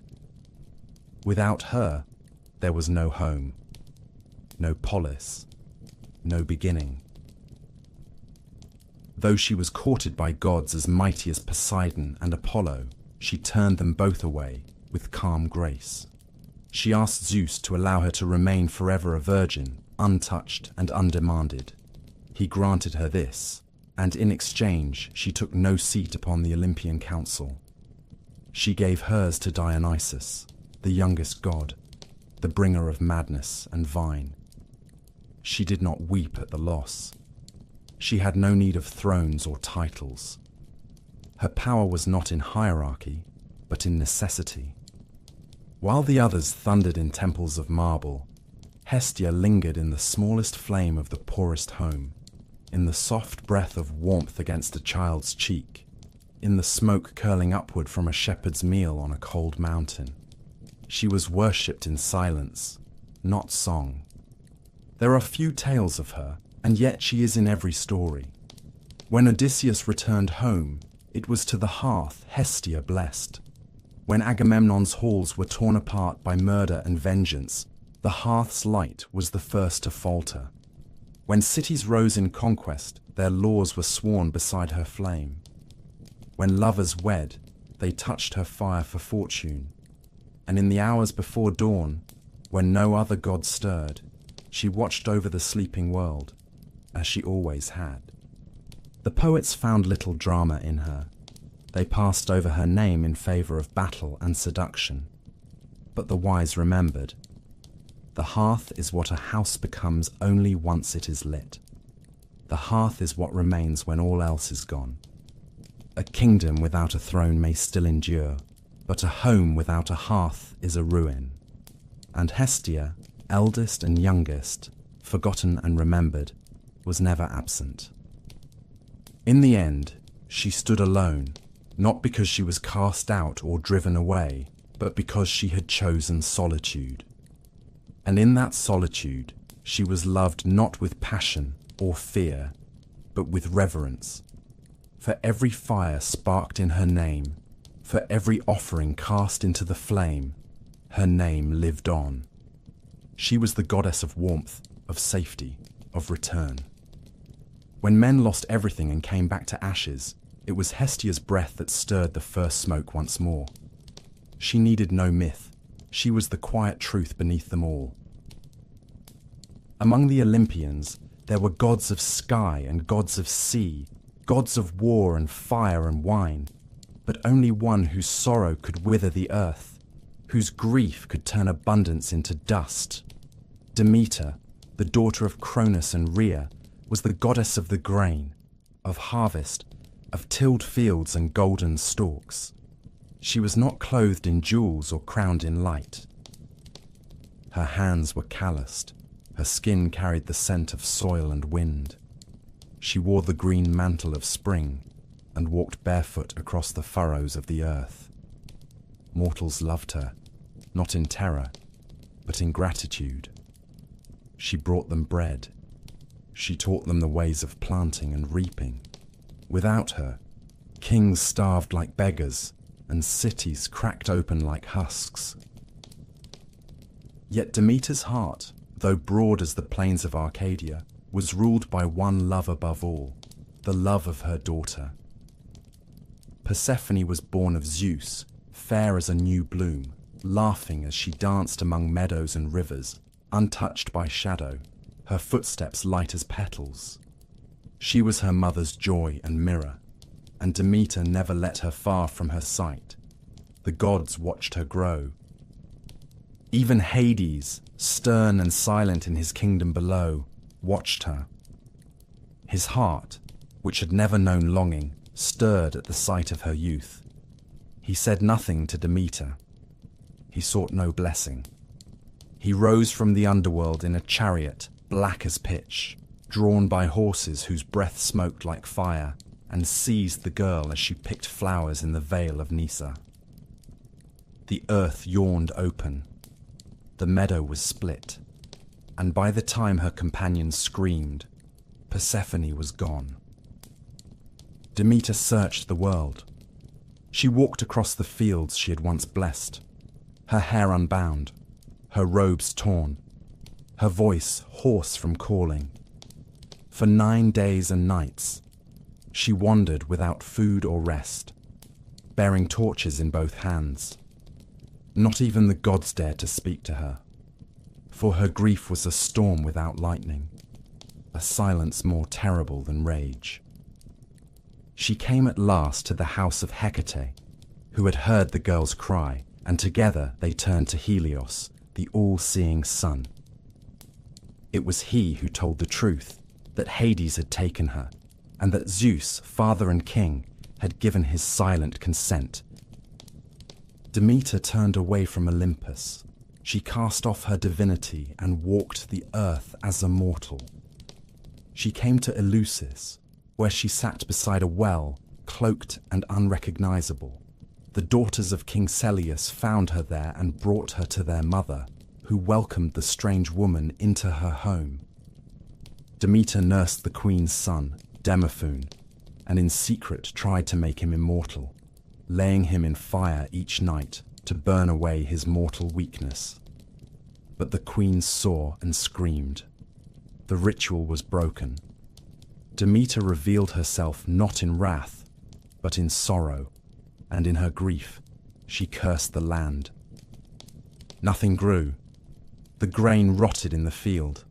Trees bore no fruit. The rivers ran slow and silted. Famine crept across the world like a shadow, and the smoke of dying hearths rose toward Olympus. Men and women prayed, not for favor, but for survival. And finally, Zeus relented. He sent Hermes down into the underworld to bring the girl back. Hades did not fight.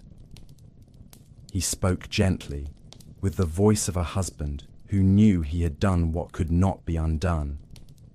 He offered Persephone a throne beside his own. She had not wept. She had not screamed. But her silence had hardened, like the roots of old trees. And before she left, she took from him a single fruit, a pomegranate, blood red and bitter. She ate 6 seeds.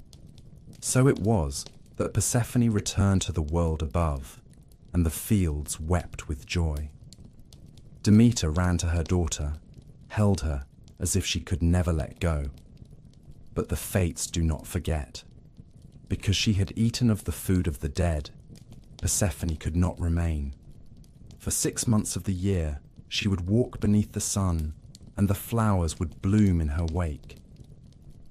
But for 6 months more, she would return to the realm of shadows, a queen not stolen but enthroned, and the earth would mourn. In her sorrow, Demeter withholds her gifts. The winds grow cold, the trees cast off their leaves, the fields turn to frost.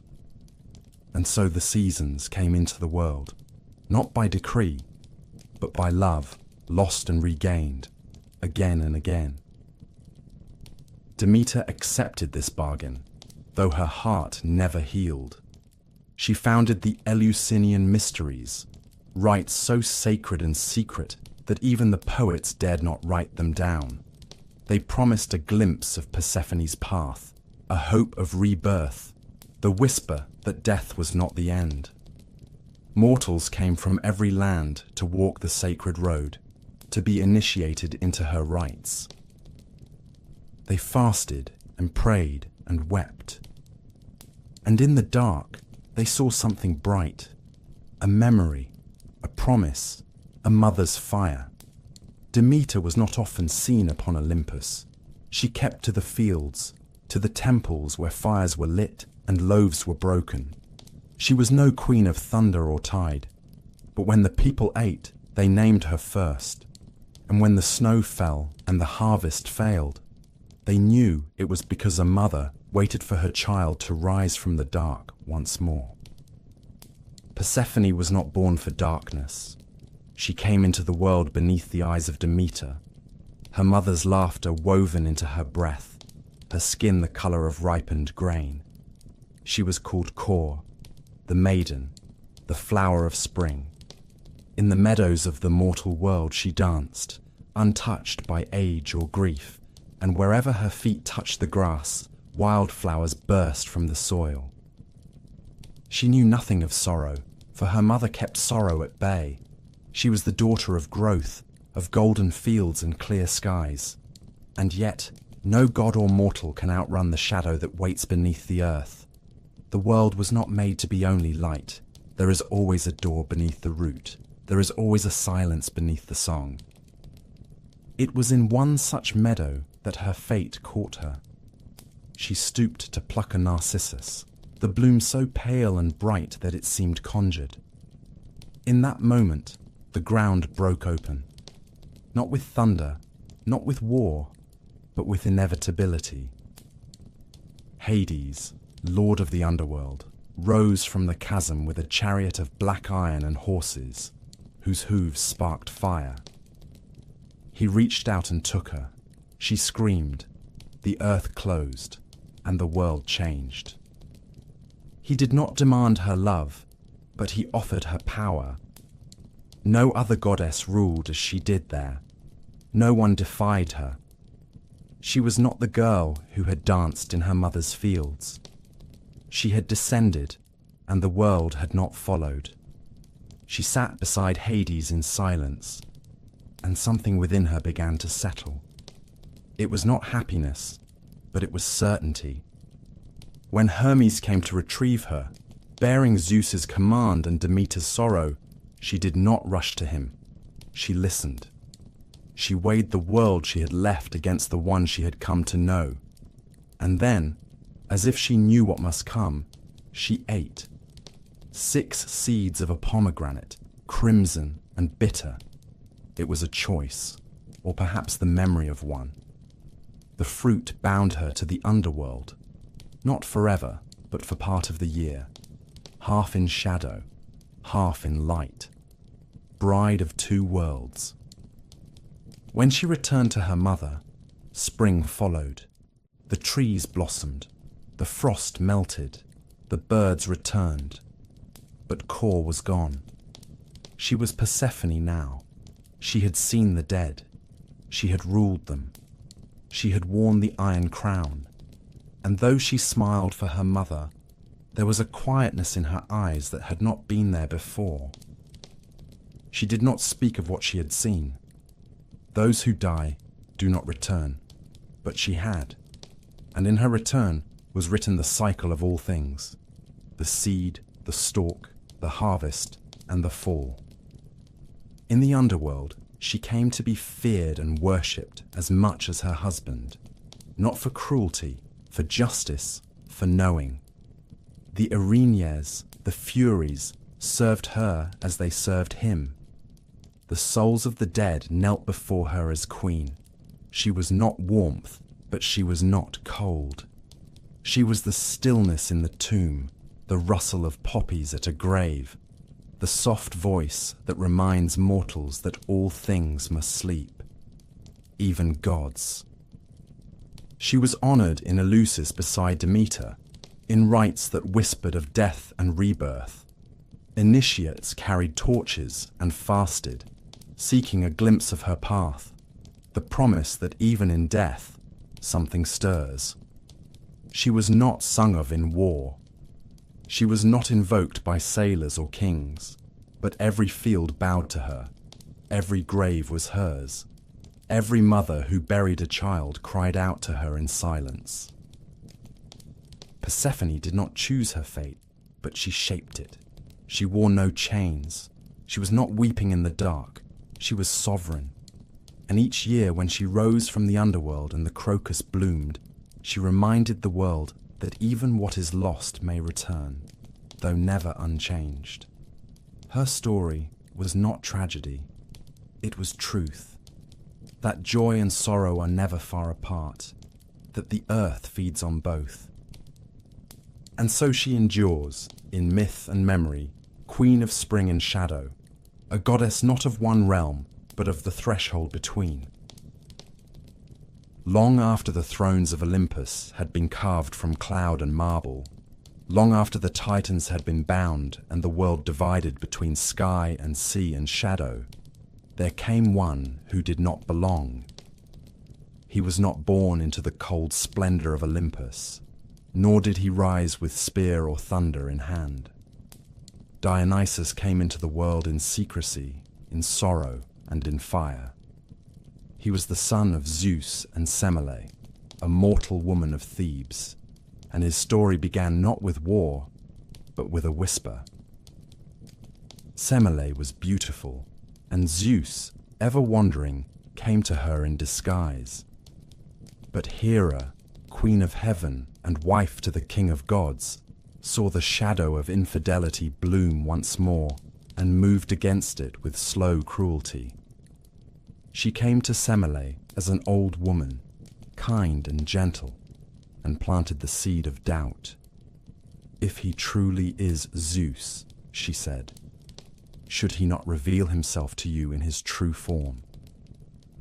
And so Semele, caught between faith and fear, begged Zeus to come to her as he came to Hera. Zeus had sworn to grant her any wish, and bound by his oath, he obeyed. When he appeared in his divine glory, crowned in lightning, wrapped in celestial fire, the sight of him burned her to ash. But from her womb, he rescued the unborn child. He sewed the infant into his own thigh, carrying him there until he was ready to be born once more. And so Dionysus came into the world twice, once of woman, once of God. He was a child of death and life, of mortal ruin and immortal spark. And from the moment he cried out, the world trembled with something new. He would never fit in the orderly halls of Olympus. His power was not in dominion, but in unraveling. Zeus, knowing Hera's wrath would not be cooled, sent the boy away in secret. He was raised first by Hermes, then by the nymphs of Nysa, far from Olympus, in wild groves where vines crept over stone and music never stopped. There, Dionysus grew not like Apollo, straight and golden, but sideways, curling like ivy. He discovered the grape, the press, the cup. He drank, laughed, wept, danced, and taught others to do the same. But his joy was not simple. It was dangerous. Wherever he walked, reason softened, and the walls men built between themselves and their beasts cracked. As he grew, he wandered. He was a god without a home. He moved through Phrygia, Thrace, India. He came not with spears, but with drums, not with soldiers, but with women. The Maenads followed him, their hair unbound, their eyes bright with frenzy. They tore animals limb from limb. They danced until their feet bled. They howled his name not in prayer, but in ecstasy. He was the god of wine, but not the mild sip of a cup in a king's hand. He was the god of intoxication, of letting go, of losing oneself in something greater, in madness, in music, in ritual. Yet those who denied him suffered. Pentheus, king of Thebes, cousin to Dionysus, mocked the god, called him a fraud, and forbade his worship. Dionysus came to him in disguise, soft-spoken and persuasive. He lured the king to the forest, dressed him as a woman, and led him to the Maenads. In their frenzy, they mistook him for a beast. His own mother, Agave, struck the first blow. When her eyes cleared, she saw the truth too late. She carried her son's head on a thyrsus, shrieking in triumph, and the god was nowhere to be seen. Dionysus did not rage. He did not raise his hand. He showed men the madness they kept within themselves, and then stepped aside as it bloomed. He returned at last to Olympus, not with supplication, but with inevitability. The 12 thrones were set, but Hestia, eldest and humblest, surrendered hers, and Dionysus, youngest and wildest, took it. He belonged not by birthright, but by proof. He had walked the world. He had shown mortals both delight and despair. He had died and returned. No other god could say the same. Dionysus became a symbol not only of joy, but of paradox. He was the god of theatre, where truth is hidden behind masks. He was the god of wine, which heals and destroys. He was the god of ritual madness, of possession, of that thin and trembling line between ecstasy and horror. His temples were forests. His rites were secret. His followers laughed with tears in their eyes. His was not the worship of reason, but of surrender. He was never truly tame. Even among the gods, he moved like smoke. One moment, a laughing youth with ivy in his hair, the next a grim figure crowned in serpents. His power was not forged in battle. It was awakened in revelry. His victory was not over monsters, but over restraint itself. And in every cup of wine, in every dance that forgets the world, in every mask that hides a second face, Dionysus still moves. He was twice born. He was never meant to rule, but he made the world feel what it feared to admit. That order is a lie, and beneath the stone temples and sacred laws, there waits the truth of frenzy, of transformation, and of letting go. The gods of Olympus no longer walk among us. Their temples have crumbled, their oracles have gone silent, their statues lie buried beneath moss and ash. But they were once everywhere. Their names were whispered with awe, carved into stone, etched into the hearts of kings and slaves alike. They shaped the lives of mortals with laughter and wrath, lust and vengeance, caprice and favor.